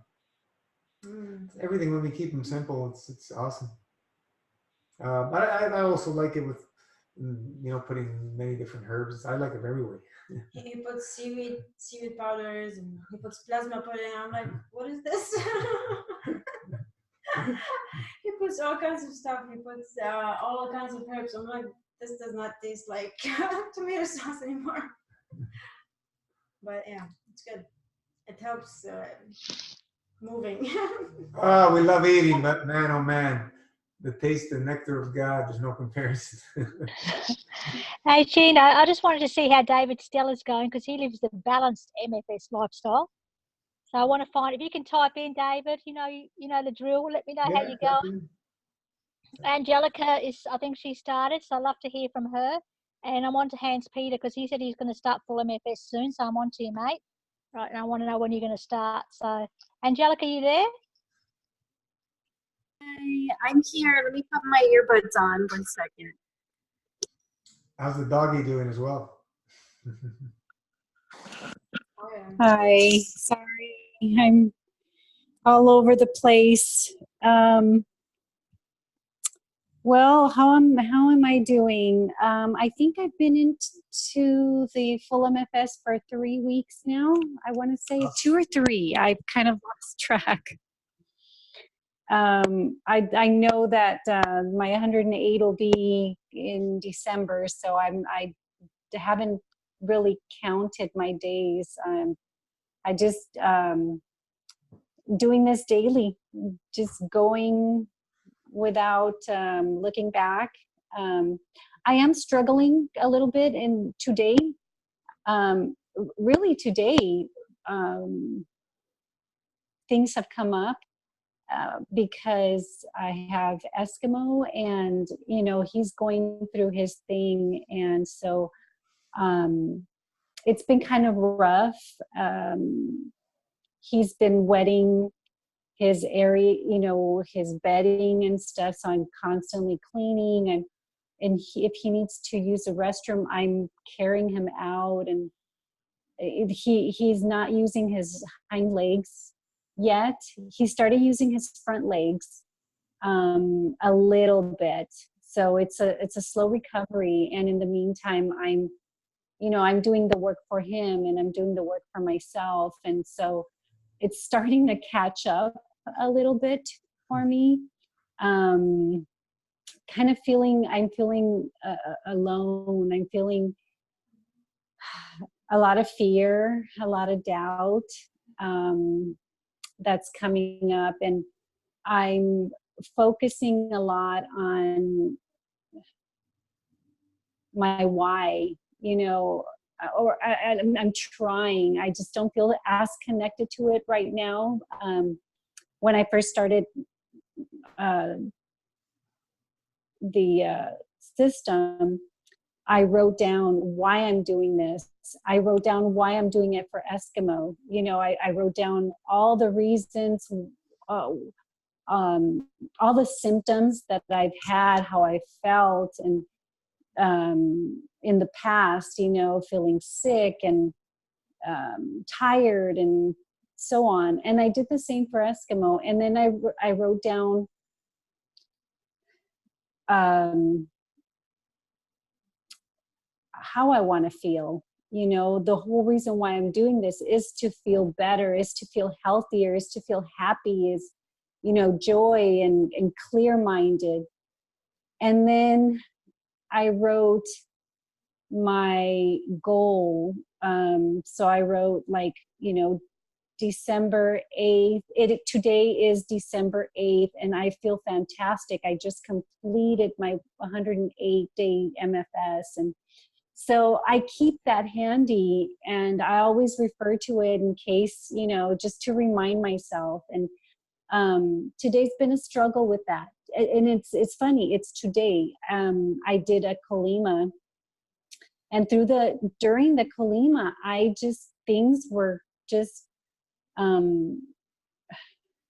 just wasn't feeling good. I don't feel good right now. But at the same time, it's a little numbing, because I say I don't feel good, but it's not in my feelings. It's in my mind more than it is my feelings. Yeah, and I'm trying to shake it off. I haven't had too many emotional issues, and if they are, they're very light, because I refer back to my why, and I get back on, and, you know, I'm good. I know why I'm doing this. And then I don't know. I just I'm kind of feeling lost right now. The But full at the same time, I'm not. Go ahead. I'm sorry. The full moon is coming up, so it's coming up on Saturday. So we do tend to feel more tired and more, you know, confused, and so it's okay. It's a phase. It's a phase. We're not going to always feel clear-minded, and especially at the beginning. How many you've been on it for 3 weeks, right? It takes I time. want to say 3. I need to go look and see what day I started. I want to say, yeah. More or less, yeah. There will be ups and downs, but I would say, you know, around like 2 months. I never see downs when you're fasting. It's perceived as downs. Yeah, for sure. It's not part of the process. It's not down. It's we want to enjoy the fact that we've, you know, you want to start embracing these times and challenges. They are challenges, but you know, they are here to be faced and healed, you know. So it's okay. It's not going to be always, especially I would say the first month, maybe 2 months. Then after that, I feel it's deeper. So it's much more fun. You'll have much more moments of joy, you know. Yeah, well, it's just, you know, emotional stuff happening with the dog and so on and so forth. So, are you massaging the dog daily? I'm dry brushing him twice a day, sometimes a little bit more. I did the burnt stick on the back by his bone where I think the kidneys are, but I do it very lightly, because if I push, he moves away. And so I don't know if I should, you know, just do it anyway. He's just going through so much. I try to avoid hurting him more than he already is. Yeah, well, the herding was done already for many years. The way, you know, he was brought up, the way we fed these animals. You know, that's where all the hurt was. Yeah. Now it's not hurting. Now it's you're helping him. Well, to clean up. You know, true. You're plugged up to be in that state. It's pretty plugged up from what you shared, right? So there's going to be work Yes. to clean that out. It's not going to happen overnight. You know, look at Rosie. They gave her 3 months to live. It's what, a year and a half, almost 2 years later now. The dog looks like a puppy. Yeah. This is what's possible. Is it going to happen with every animal, whatever? We don't know. We have no answer. We don't know. We can't read Right. the spirit of the dog if it's got the will to live and so on and so forth and all that. So we do the best we can with the information we have. You know, and Michelle's been working with animals for over 40 years. She's told me stories of amazing recoveries and so on and so forth. And we've just mended that, her experience with what we know with massive fasting and came out with that protocol, right? So it's that's powerful. So we can do it with animals now, and Yeah. help our animal friends, because what most people feed animals out there is no better than what we feed ourselves, and some of it's even worse. So body's obstructed. The animal's body's obstructed, very obstructed, and animals. Yeah, his is very. Yeah, the animals run on the owner's emotion, right? So there's all that they are dealing with as well. So there's a lot. That's why, you can try massaging, actually massaging the dog with your hands, you know, the whole body, the kidney areas. Look at an anatomy of a dog where the kidneys are on Google, and look for those kidneys. Really help those kidneys, even if you have to massage them with your thumbs. If you have your hands there firmly and you go in, start, slowly and go in a little deeper, a little deeper, a little deeper. Try it on yourself first with your thumbs and go in and, see how far you can go, and then you have a understanding of the tolerance and the pressure by that. You can go pretty deep on the kidneys. It's if they're really obstructed, they're going to hurt, but the more you do it, the more you'll be able to go deeper and deeper and deeper. Okay, I can do that. And the poor guy can't even catch a break. I just noticed about an hour ago that he was rubbing his one good eye, and he's still rubbing it right now. Well, I think something bit him, and now he can't. It's like a little swollen, so he can't really open it. And if he doesn't see me or hear me, he starts barking. It's like he needs me to be right next to him. So. Right. Yeah. Yeah. So so I'm following some castor oil on it. Yeah, around the eye. Okay, I can do that. And so I do have to say that I'm following the suggestions that Michelle provided, where feed him a little more often, as much as he wants for now, until he starts moving around on his own. So I made another batch of chicken soup, and I started doing that for him. So, and I noticed that he is recuperating better than he has in other healing crises. You stop the fast. What's that? As soon as you eat, you stop the fast. Like detoxing. Yeah. Yeah. So I haven't fasted him. Like we had the moon just a few days ago. I don't know. I'm sorry. I'm just like not here right now.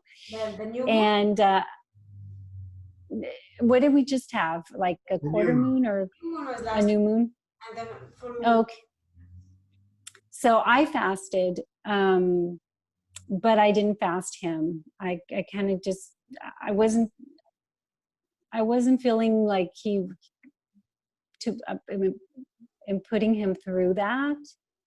So I don't know if I should be fasting him this next time around, this next moon.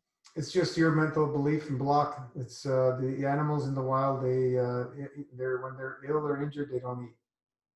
The difference is domesticated animals are programmed through our emotion, and that's the challenge. And that's the only thing keeping from the dog from healing is your emotions, not the dog's. When you do Yeah. your dry, Okay. when you do your weekly dry, let him do it with you. Okay. Yeah. Okay. Is this last time when I reached out about how Eskimo was doing the update, he had gone. He was like gone. Like the last enema I gave him right before I reached out to you all. He wasn't even holding the water. His whole body had just let go. And he, not that he was unresponsive, but sort of, he was just not unconscious, but he was just letting go. Tired. He was jello. I couldn't get him to stand up. How old is When he? he's 14. Yeah, he's up there. But, so, and so, I don't even know what I'm trying to say here. I'm sorry. Were you feeding the dog mostly before? Before MFS? Yeah. Yes, commercial food. And like raw meat, but commercial raw meat. It wasn't until maybe last year and a half that I started giving him fruits and vegetables and one Cornish hen, half a Cornish hen a week, a raw Cornish hen. Just because I started finding out about stuff similar to MFS until, and then just doors opened until I got to MFS and, started doing this. Mm-hmm. Yeah, well, so you got to take it to the level with your belief system. We don't force anybody to do anything. Eating and healing do not belong in the same sentence. I say that over and over many times because I have that understanding. And for everybody else to gain that understanding, they're going to have to go through the experiences. That's all it is. Yeah. Well, for now, my thought was just to do what, like Michelle said, is feed him until he can get around on his own. Yeah, listen to Michelle. She's been working with animals a long time. And he's still not getting around on his own. So I guess I'll continue doing that and fasting him as well, correct? Like 1 day a week. The dry fasting schedule is always there. We won't remove that. Yeah. Okay. It's there for life. Yeah. So that's like kind of because for the pets there's hybrid and there's full master fast, right? So maybe you're doing the hybrid kind of, which is 1 meal a day, right? No, I'm feeding him as often as he's hungry. That's not what the protocol says. Yeah, you feed them as much as they can eat in one period, not throughout the day. That's not good. That's really bad on the system. Well, that's what Michelle had I don't posted on the Facebook. Misunderstood. Maybe misunderstood. I have to ask Michelle. You can ask, because if it's the hybrid, then dogs generally. Yeah, she said. She said, give him as much plasma pudding as he wants throughout the eating window. Yeah, well, the eating window is 1 time a day for dogs, right? Yeah. I'm sorry. I thought it was like 9 to 5 eating window. Who eats from 9 to 5? The only people that are sick. So go over the hybrid where he eats what like they eat, right? And that's probably what she probably wants you to do. When it's time for him to eat, have him eat as much as he feels he needs, and then you take it away. It's done, right? That's okay. That's the way we do it. Yeah. But I would. Okay. 1 meal a day is more than enough. More than enough. He doesn't need. Okay. I don't think. Okay. If it was my dog, I'd be fasting it. That's me. I mean, even with the fasting, giving them the broth, right? So there is like, it's like almost like food. but it's no chicken, no meat, Whereas the hybrid, there is meat. So Yeah. So Salome, the pro tennis player, she shared her story of her cat. Amazing. Yeah, I saw that. Yeah. So, the cat didn't eat and drink for 66 days. She still has the cat. They told her the vet wanted to put the cat down. So she let nature run its course. What did the cat do? The cat went in a closet, didn't want to eat, didn't want to drink. It still had its instinct within it to pull itself through and say, I'm done with food until this body heals. Right? In you.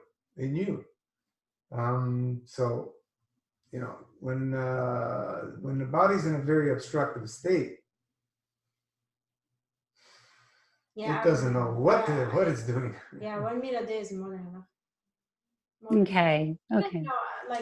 Even people who don't do the master fast, I know some people who are doing 1 meal a day. A client of mine, she does 1 meal a day for her dog, and the dog is already much better. Yeah, but okay. Well, to get him, I don't know, raw food and stuff like that. You don't need to do that. You can make, you can prepare the food yourself. You don't need to get anti-cancer diet and I don't know what for dogs, which is very expensive. They have all kinds of stuff now.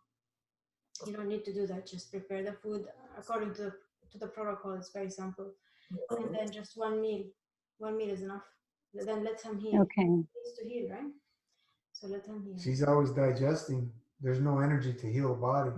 Just understand that, because the digestion way more energy than anything else that the body processes. Right.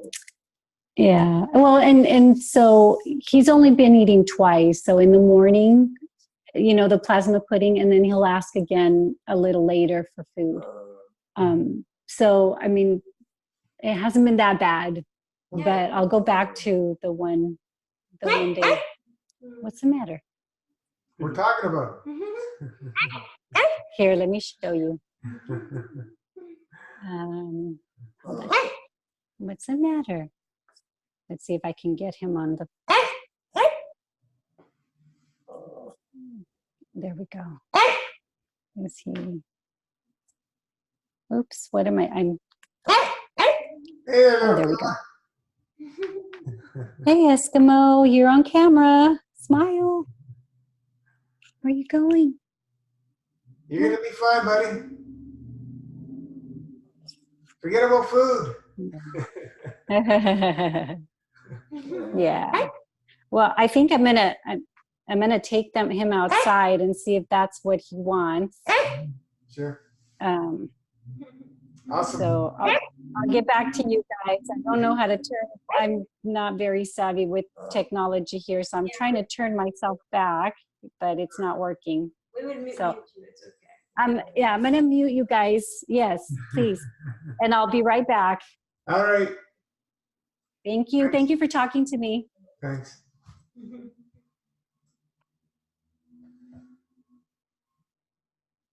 So, what do we got here? David, doing good, level 3 for a few months. Awesome, David. 3 days a week. Very good.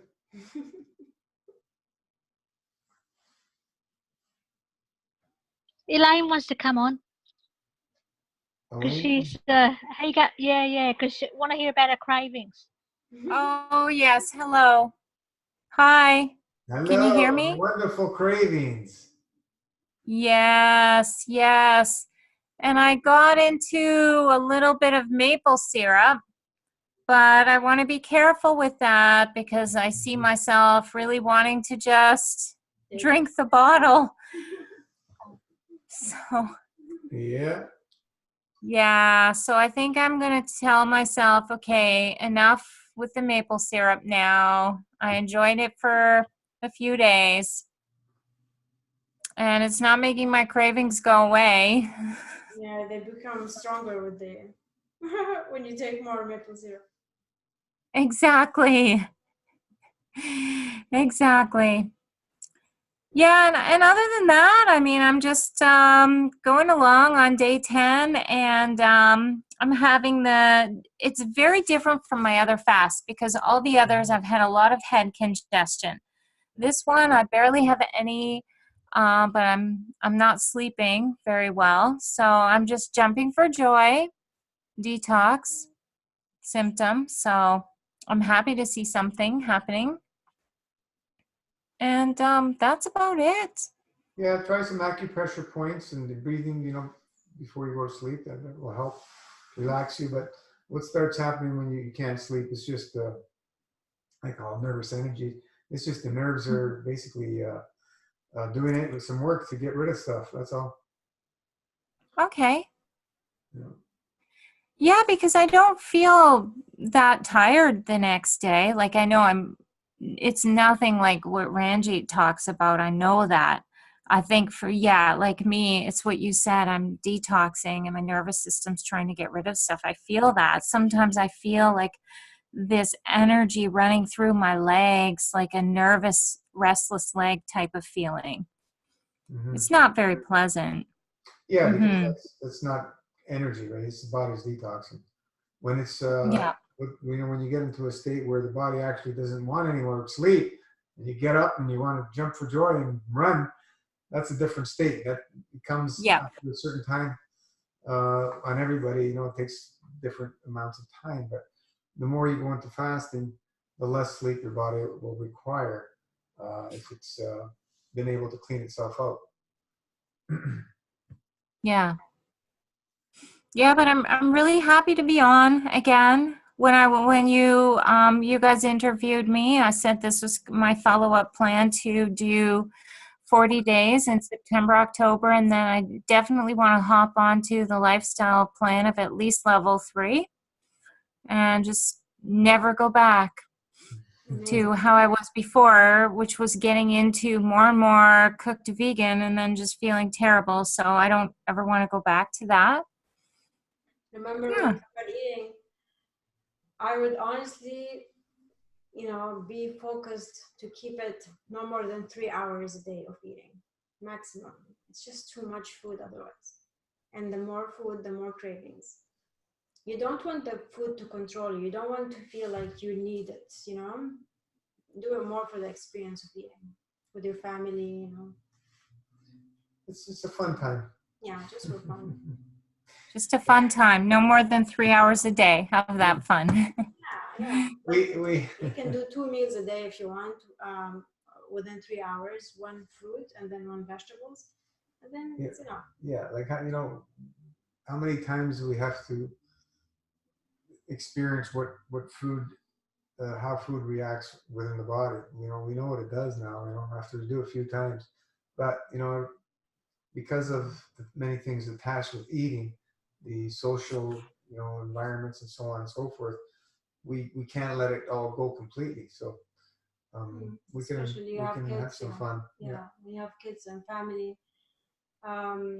You used to make food for them and you used to eat with them. So if you still want to keep that, then eat with them 1 meal a day. Yeah, really, that's a really good idea. And do the MFS hybrid, like do the MFS protocol the rest of the day. I like that. Is that what you recommend on the eating days? Like do 3 days MFS, 1 day dry fast, and the rest like MFS hybrid with that 3-hour eating window? Yep.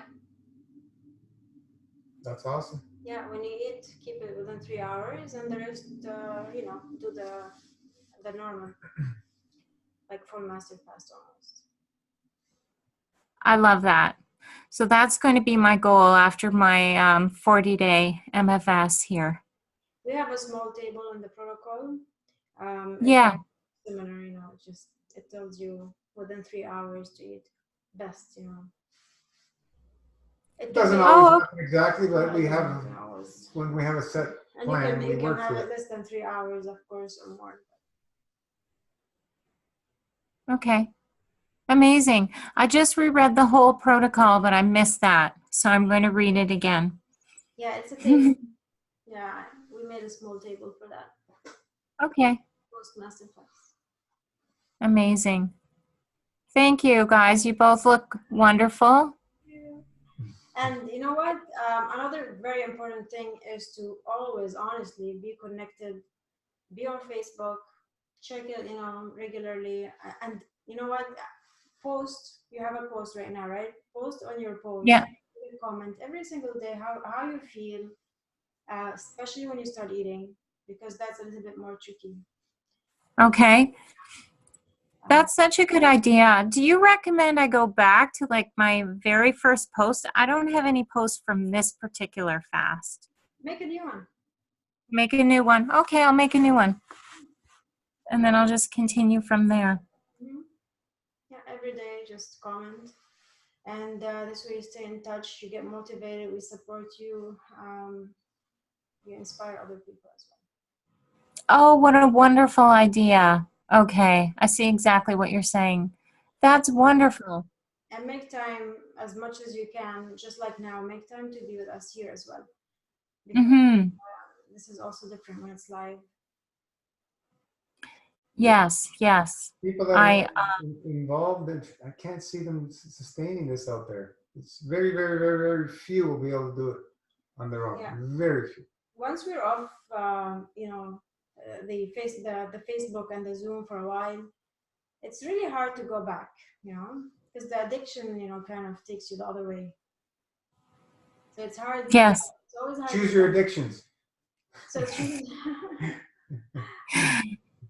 It's a commitment. Yeah. It's just like anything else you want to achieve, you have to commit. Make time.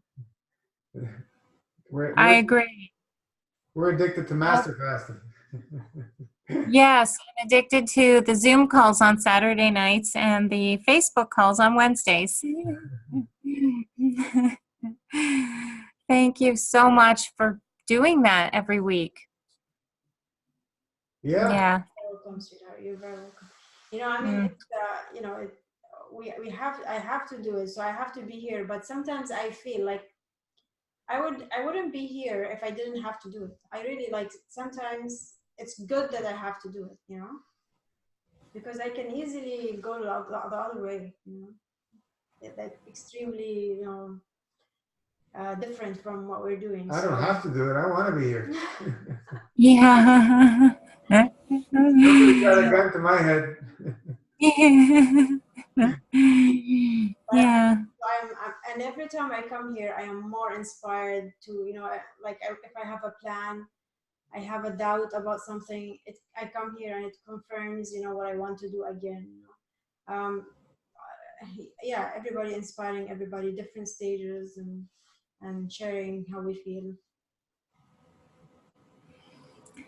Yeah. Even just coming on tonight, I was getting frustrated with myself, just starting to take maple syrup, and I thought, oh, maybe I should just break it, but no, I'm just going to stop the maple syrups. So thank you. It's fine. Yeah, cravings, they'll come and go. Use a lot of the tools, the breath work especially, and the extra enemas and so on and so forth. If you need to, you can make the broth. That really helps with the cravings. Sniffing essential oil of grapefruit. People say it helps. Or getting a grapefruit, scratching, and sniffing the skin. That's supposed to help. There's lots of things. Keep busy. Go outside in nature. Hug a tree. Keeping busy is the key. When you're just around the house and there's nothing to do, where mind goes to freaking food. Yeah, and also if you can quiet the mind with meditation and prayer, very important. So, because when we're too busy, also it's not very good because you don't have time to reflect on. Well, you got to make those couple hours a day for yourself. Yeah. At least. Yeah. A couple hours is nothing. Yeah. Especially when you're needing less sleep, you got extra time, so use it. Yeah. Thank you so much, and thank you, Ranjit. Thank you. I know Hans Peter. Yeah, good. Hans Peter. You're on me, eh? I actually just came off an MFS. I did 12 days because for the last 2 weeks, just before going to China. Yeah, so yeah, I mean, look, it's the lifestyle. I mean, prior to that, I'm on level 3, 4 normally, and I know everybody suffers in, like Steve, Jeremy. It's the monkey mind. It's the mind game. And you said that quite right there, Ranji. Oh, and it is. I mean, I've experienced that many times. The deeper you go, the harder it gets. On the spiritual side, on the emotional side. Exactly. See, I really keep that. And remember, I've wrote it down once, and I think I mentioned it a couple of times. Is my way of controlling that is it starts with the thought. The thought becomes an emotion. The emotion becomes a word. The word becomes an action. The action becomes a habit. And the habit becomes your lifestyle. And that, to me, works to a T, because I can manipulate or change myself just through that.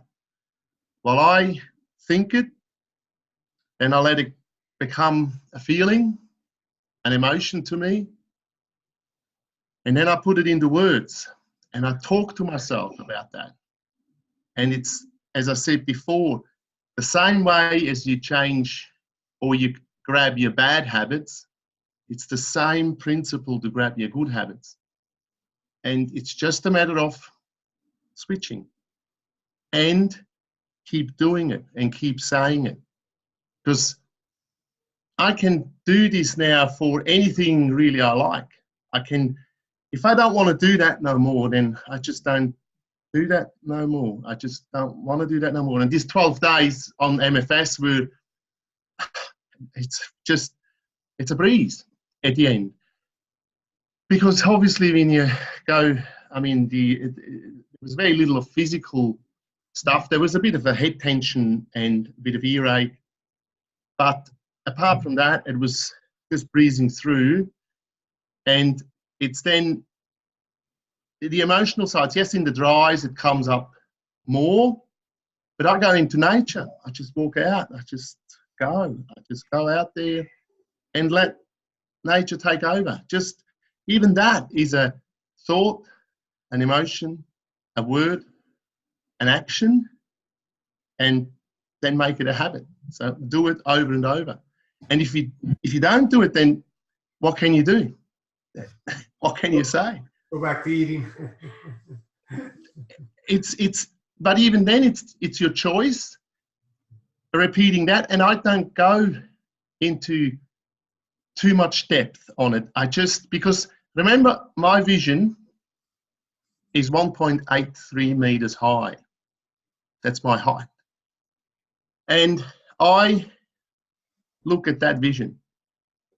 And that's where I want to live. And that's where I look around myself, because I've gone into the micro. You can go into the macro. What do you learn more? What do you see more? At the end, I see anything that I need to live. And when you have a lifestyle that then is less is more,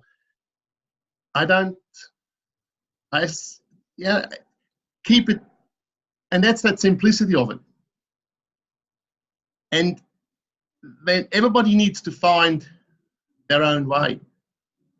And that simplicity then is really what shines through in everything. Because yes, we can get excited and we are stimulated, and that's where, remember, that's the system or the environment that we're in. How stimulated are we? I'm here in China, how stimulated is all this and all that? But when you live for that, that's when you sway, and that's when you go back to all sorts of things. And we always have that drive to know more and know better and do better. But why not doing as good as what you can and keep just maintaining that? Just my little Sunday morning here. inspiration, because it's all I need, even at home. Like, do I need that now no more? I mean, yes, because of the or the way of experiencing and going through a lot of things. But yeah, that's what I'm saying. So getting control over yourself and being in a state where you then, and I can see that I'll be able to go deeper in a lot of things. And I think, do I really have to go there? Do I really need to go there? I don't know. Ranji, you can tell us, because what you've done in the last 2 years is sailing up and up and up and up, you know, and I find that fantastic. By the end, it's a learned process and it's a experience process. And for me personally, that's just me. I really, really question, because I can see where we're going, like in our environment, that is so destructive. And I think, why do I have to go the same way? Just me. And that's where the Titanic metaphor comes in. I'll give you a little test. Maybe see this empty bottle? For me, it was an understanding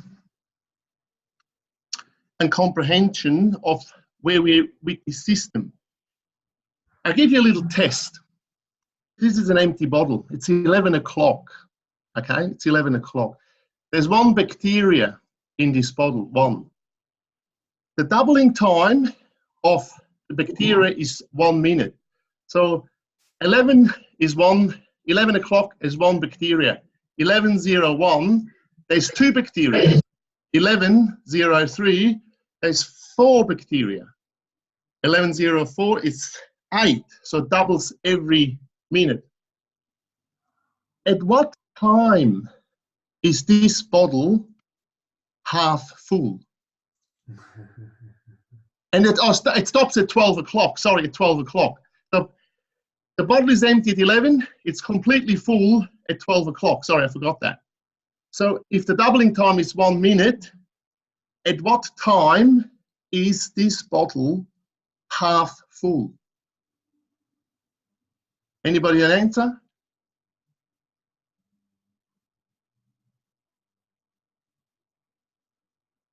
Well, 50 something. It's this bottle is half full at 11:59. 11:50 something. 11:59, because the doubling time is 1 minute. So at 12 o'clock, this bottle is full. Ah, yeah, I know what you're saying, yeah.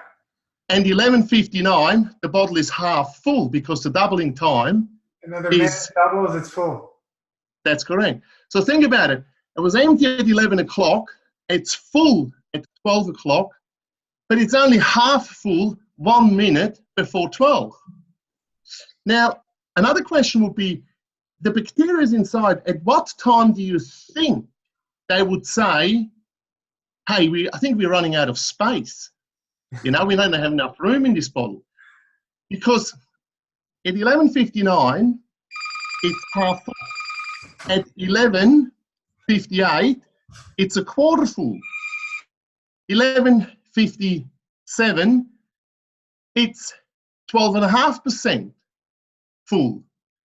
And at 11:56, it's 6% full. And 11:55, it's 3%. So 5 minutes before 12, this bottle is only 3% full. And nobody would think that we're running out of space. But when you think within 5 minutes, this bottle is full.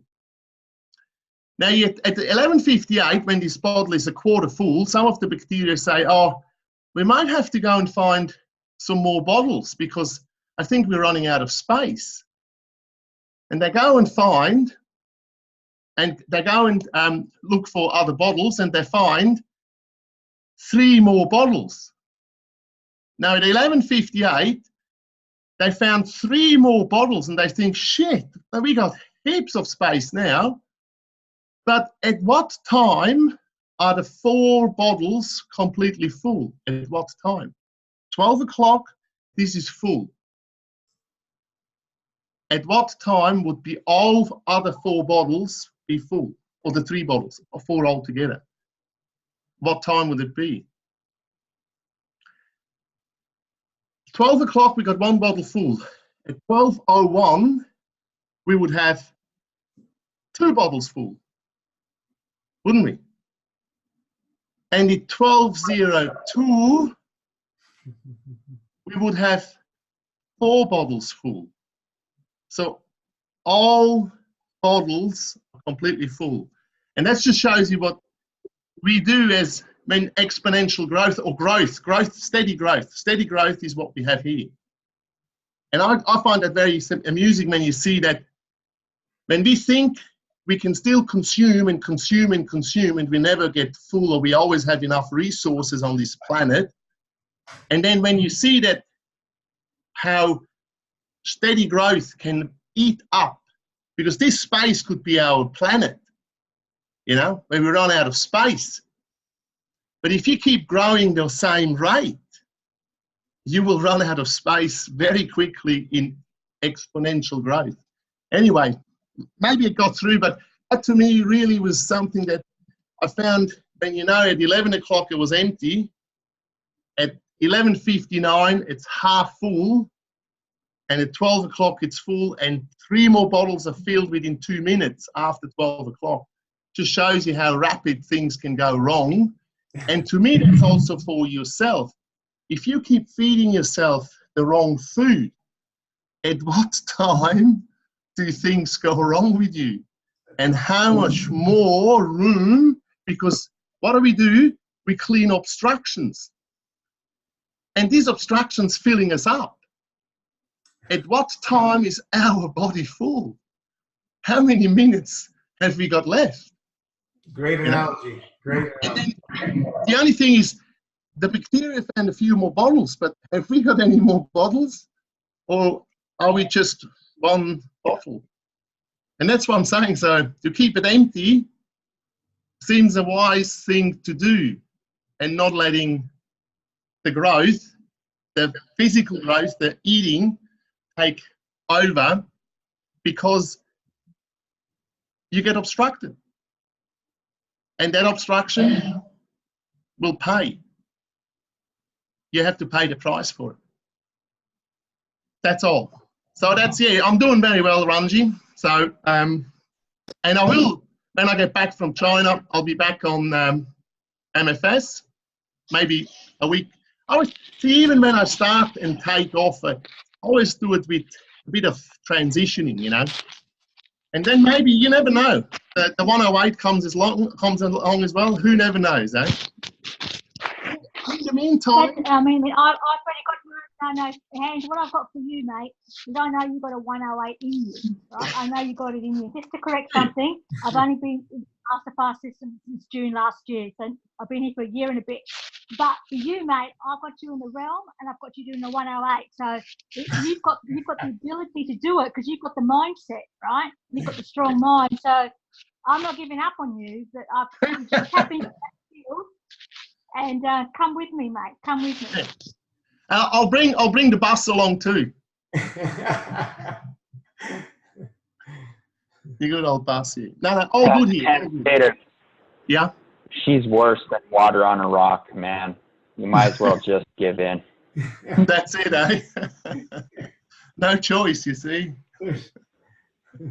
No. Look, as I said, I've never looked at. You see, when it comes to health, you gotta challenge yourself. And at the end, as I said, we don't have to climb Mount Everest, because look, Ranji, where is your way? See, that's where I'm saying about the realm of stimulation that we're in, and that we completely been deadlocked in, gridlocked in. I'm trying to lose that. So I don't have to be stimulated. I don't have to go and do this 108. I don't, no. I have to be with nature, and I have to be in nature and be connected to that. That is what I have to do. Anything else is a choice. But that's where, see, that's where, and it comes back to, yes, to mind game, to being having a strong will. And I've done a lot of bashing against the brick wall. I've done that many times, and I know what it is. And remember, I said it in another session, the post, what's it called? When you get disappointed, like you don't know, then you're lost, you know. When you achieve something and the next day, you have depression about it because you've gone, so what am I going to do now? And I tried to, not to avoid, not at all, because it always happens. But I tried to minimize that or find a way of just bridging stuff like that. So you go from one project to the other. Like that bus was a project. I said to my son, I said, don't buy a bus because you know who's got to do all the work? It's me. It's me. You're not a mechanic, but I am. So I got to do all that. And then we drove and I said, look, the clutch is gone. The brakes are done. The rear axle does this. Oh, but Dad. Yeah, it's not. And I said, look, I know I can do all that, but I have a choice. I say, I don't want it. And then he still buys it. And I still enjoyed it. And I still did all the work. But I'm just saying, it's that way of living and that way of me just enjoying my view and being there for myself and have that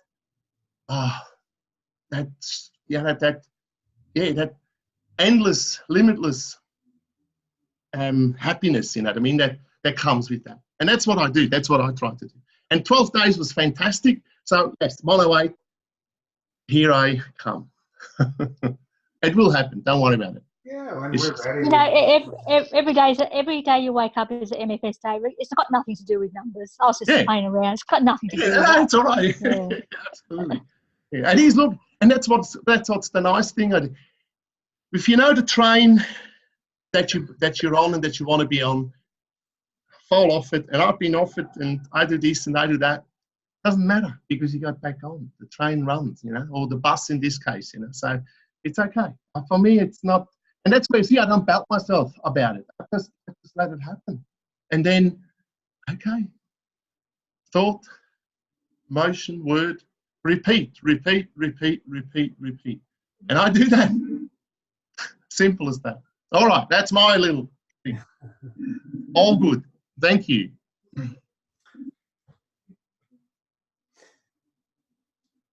See, that analogy of the doubling, like, if we look at the Fibonacci spiral, the way it works, right? It just keeps getting wider and wider and wider.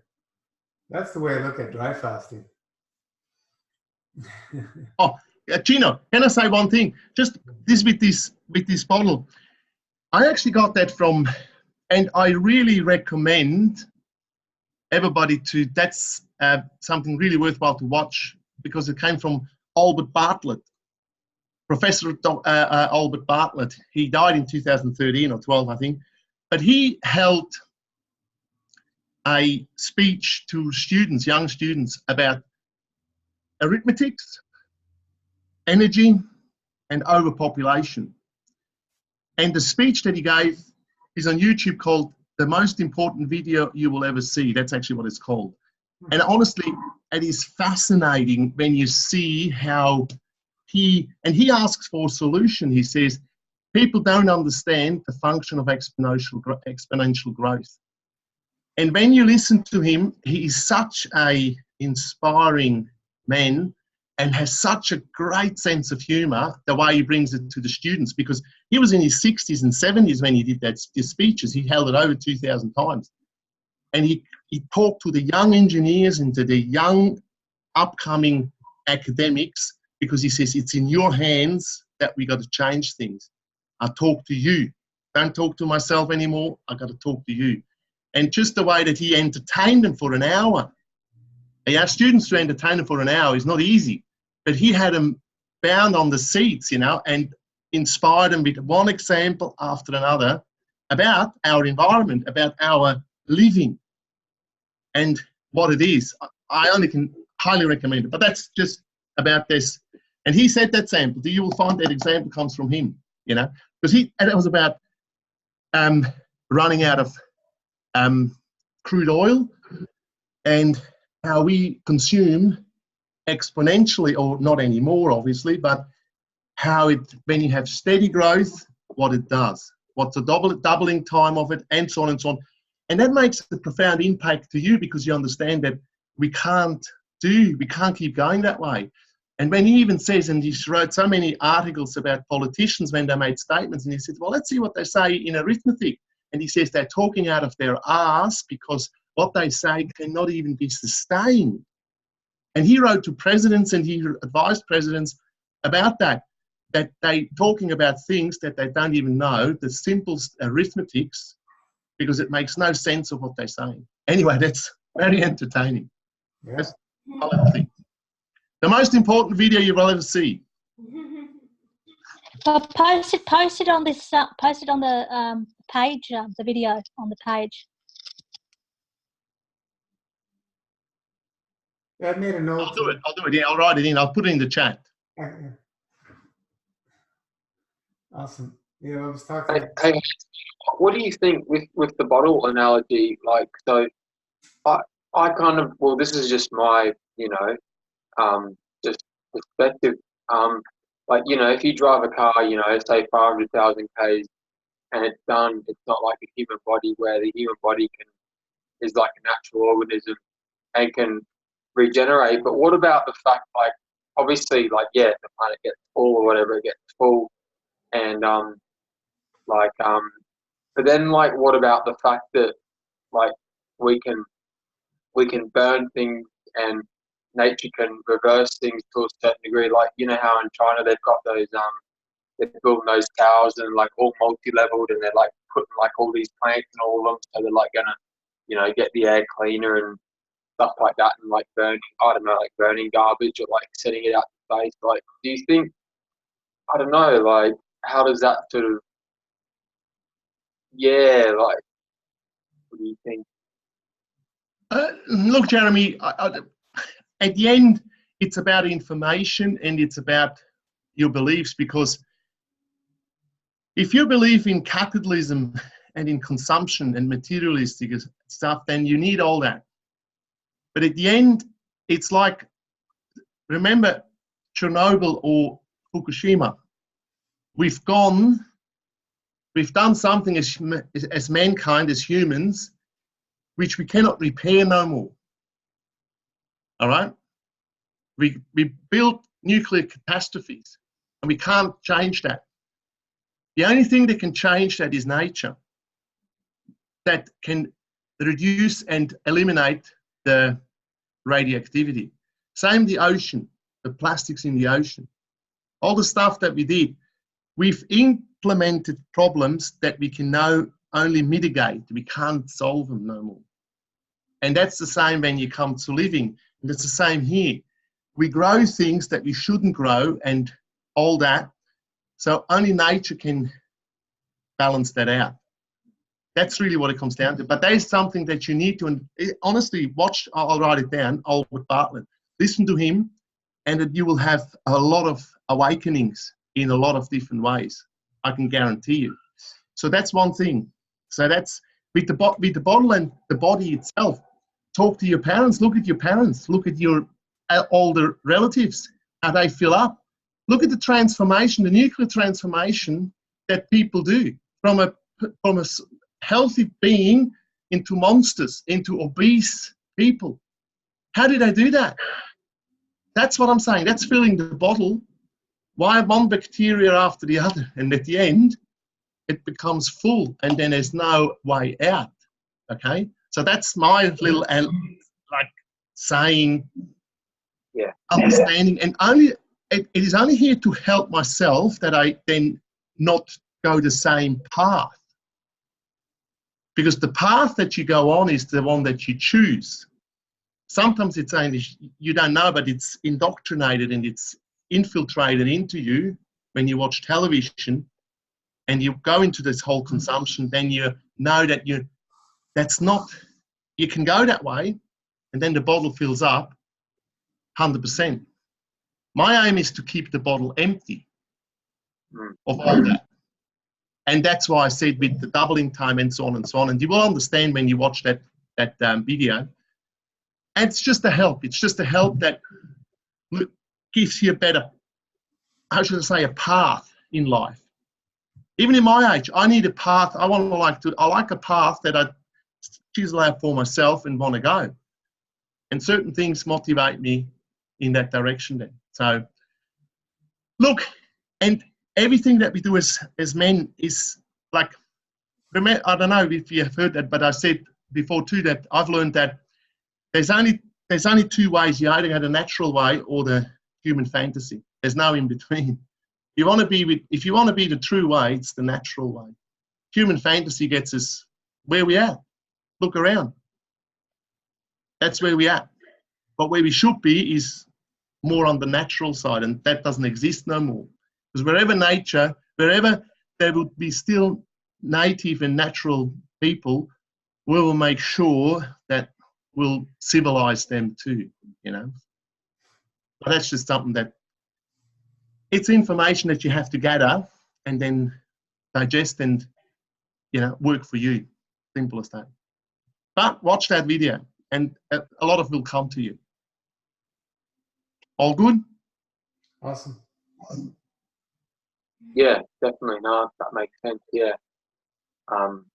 Yeah, I see what you're saying with the bottle analogy. Like, you know, for example, yeah, with like relating it to, yeah, you can relate it to a human because, you know, like they're an organism and a part of like nature, or, you know, and also a reflection of the world, you know, also, so to speak. And like when they get to that certain point, you know, for example, you know, someone like me just, you know, I got to a point where I just basically couldn't eat anymore. My body just said, no, you know, it's stuff you know.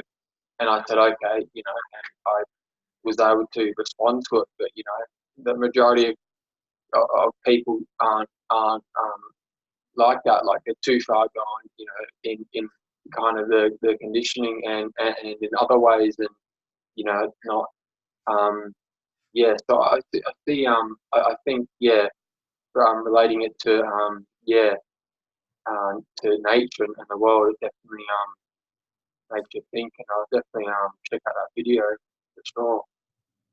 Yeah. Well, you see, I'll just give you another thing just on that. We had just before, Elaine was talking about the dog. Hands, just for a second. I've got to go, Gino. So I'll just say goodbye to everybody. I love you all. I'll see you on the group. Thank you so much, and thank you for all the information. Bye. Yeah. Bye. Yeah, it's just about Elaine's dog, or, you know, when you have been fed for 13 years the wrong food, how do you make that go away? You see, nature will take its process. Yes, mind and belief is always can do a lot, but at the end, when you have done that damage, and I've lost my father-in-law to that, you see, that he was on heart medication that scarred his lung tissue, so he couldn't take oxygen up anymore. So within 14 days, he suffocated to death. And there was nothing he could do anymore, because even taking him off the medication, it's the follow-up process that is in place. And that's where I'm saying, at what time do you think the bottle is full when you live in it? Yeah, and that's why, that's the analogy then that to me makes so much sense. I better keep the bottle empty. I better keep this thing empty, because if I fill it up with the wrong stuff, it will eventually get to you, and then all these follow-on effects happens, you know. Certain things you can't re-age. As I said, you can't escape aging. Everybody ages. Everything, because everything changes constant. That's the only constant that there is, change. So, but you can help not going down a path where you then have no control. I think staying in control, dying by staying in control is what you want. Yeah, really, because we got to die all too. But that's really what it comes down to. But some people have no control over anything anymore. They're completely taken up by the system. They have to go from there to this, to this, to that, to this. That's not control. That's just running by the damage that has been done, you see. And once you go in that tunnel, ain't no in there out. There's no, you can't go back, you know. That's what I'm saying. And that's where I've seen that with some of my relatives. They gone into the tunnel. I said, it's the end of you now. You know, as hard as it is, but that's what it is. I can't, like, the truth is what it is. It's not what you want it to be. Simple as that. There's a way out for and hope for with the art of subtraction. Yeah. Always. Yeah. You can be surprised. Yeah, there is probably hope for most people who are alive. It's just, right? It's just will they do it? And the answer is first of all 99.999% no. Well, will they be exposed to the information and time? And then second of all, will they do it? So people fear it fast. They fear. The body goes into that state automatically when it's suffocated. So it's just too late because the V equals P take away O, if you understand that formula. Vitality equals power take away obstruction. When you remove the obstruction, the vitality goes up. But when the obstructions take over the vitality, the body ceases to function. It's that simple. So when it gets full, vitality's gone, stops functioning. So how do we prevent the bottle from getting full? Through the art of subtraction. 7 days a week eating is ludicrous from our understanding now. It's absolutely ludicrous. You will always be filling the bottle, as the Hans made a beautiful analogy. So we have to work on emptying the bottle continuously. That's what we're doing with the art of subtraction. We're continuously working on emptying the bottle. We don't want to ever be in the process of adding and filling the bottle. That's really how the simplicity of the whole analogy and B equals P take away O. And if you get that, then you'll start to understand. So, from what I see now is anything more than 5 days a week is already too much. You're already on probably that borderline of adding, subtracting kind of thing. So you have to come to that area where, okay, where do I want to go? Do I want to add or do I want to actually subtract and work from that? And as time goes on, you'll see and understand, and through the experience of how that works, you'll feel it. You'll feel a whole difference. Like so many people that they've done 108 days, they say you can't go back to the old lifestyle. Well, you can, but because of your experience, you're saying, how can I ever go back to that continuously, what I used to do? And then it prevents you from doing that to a degree. Even the people that go back to eating all kinds of stuff, eventually something within them says, I can't do this no more, and they have to go back on a fast or whatever. So the experience is what expands our awareness, and we can only work with that. But it's interesting analogy. The spiral of Fibonacci, as I was saying, in the dry fast, the power of that spiral, as we're going inwards, the power is going outwards at that rate. So, day one, day two, day three gets more and more and more power. It's not like these guys say, 3 days of dry fast equal to 1 day of water fast. You can't even put them in the same club. There's completely two different things. Dry fasting, a state of dry fasting with a clean GI tract is that exponential power of Fibonacci, I believe. And it's when you go through the long dries, you'll start to understand what I'm talking about. It gets way more power as the days go on, and it's an amazing feeling. And it gets addictive, and that's why people, they like to say, I feel great on dry, and they try and push their dries, but their body's not ready. It's too plugged up. and they start drowning in their own filth, and it's not a pleasant place to be, and you can get yourself in real trouble real quick in that state. So why push anything? You know, just take your time and allow the process to take the time it takes, and it'll happen. No problem, it'll happen. It's not a big deal. Well, Steve, you made a comment here about all addictions want you isolated. Exactly. That's why people don't succeed. If they're not in a support group, you get isolated, you get put into those states to be drawn into the lower fields. Not a good place to be. Support system is crucial and essential, is what I see these days, especially with all the stimulants that are we're being bombarded with, distractions left, right, and center. So yeah, very good point. They want you isolated. That's interesting. So anyway, we're getting up to over 2.5 hours. I think we'll call it a night. It's been a blast as always. Thank you, guys. Thank you so much for joining and inspiring us and keeping the plasma love always flowing. So take care. Good night. Thank you. Thank you. Inga. Bye, everyone. Bye. Thank you. Bye-bye. Bye. Bye. Good night.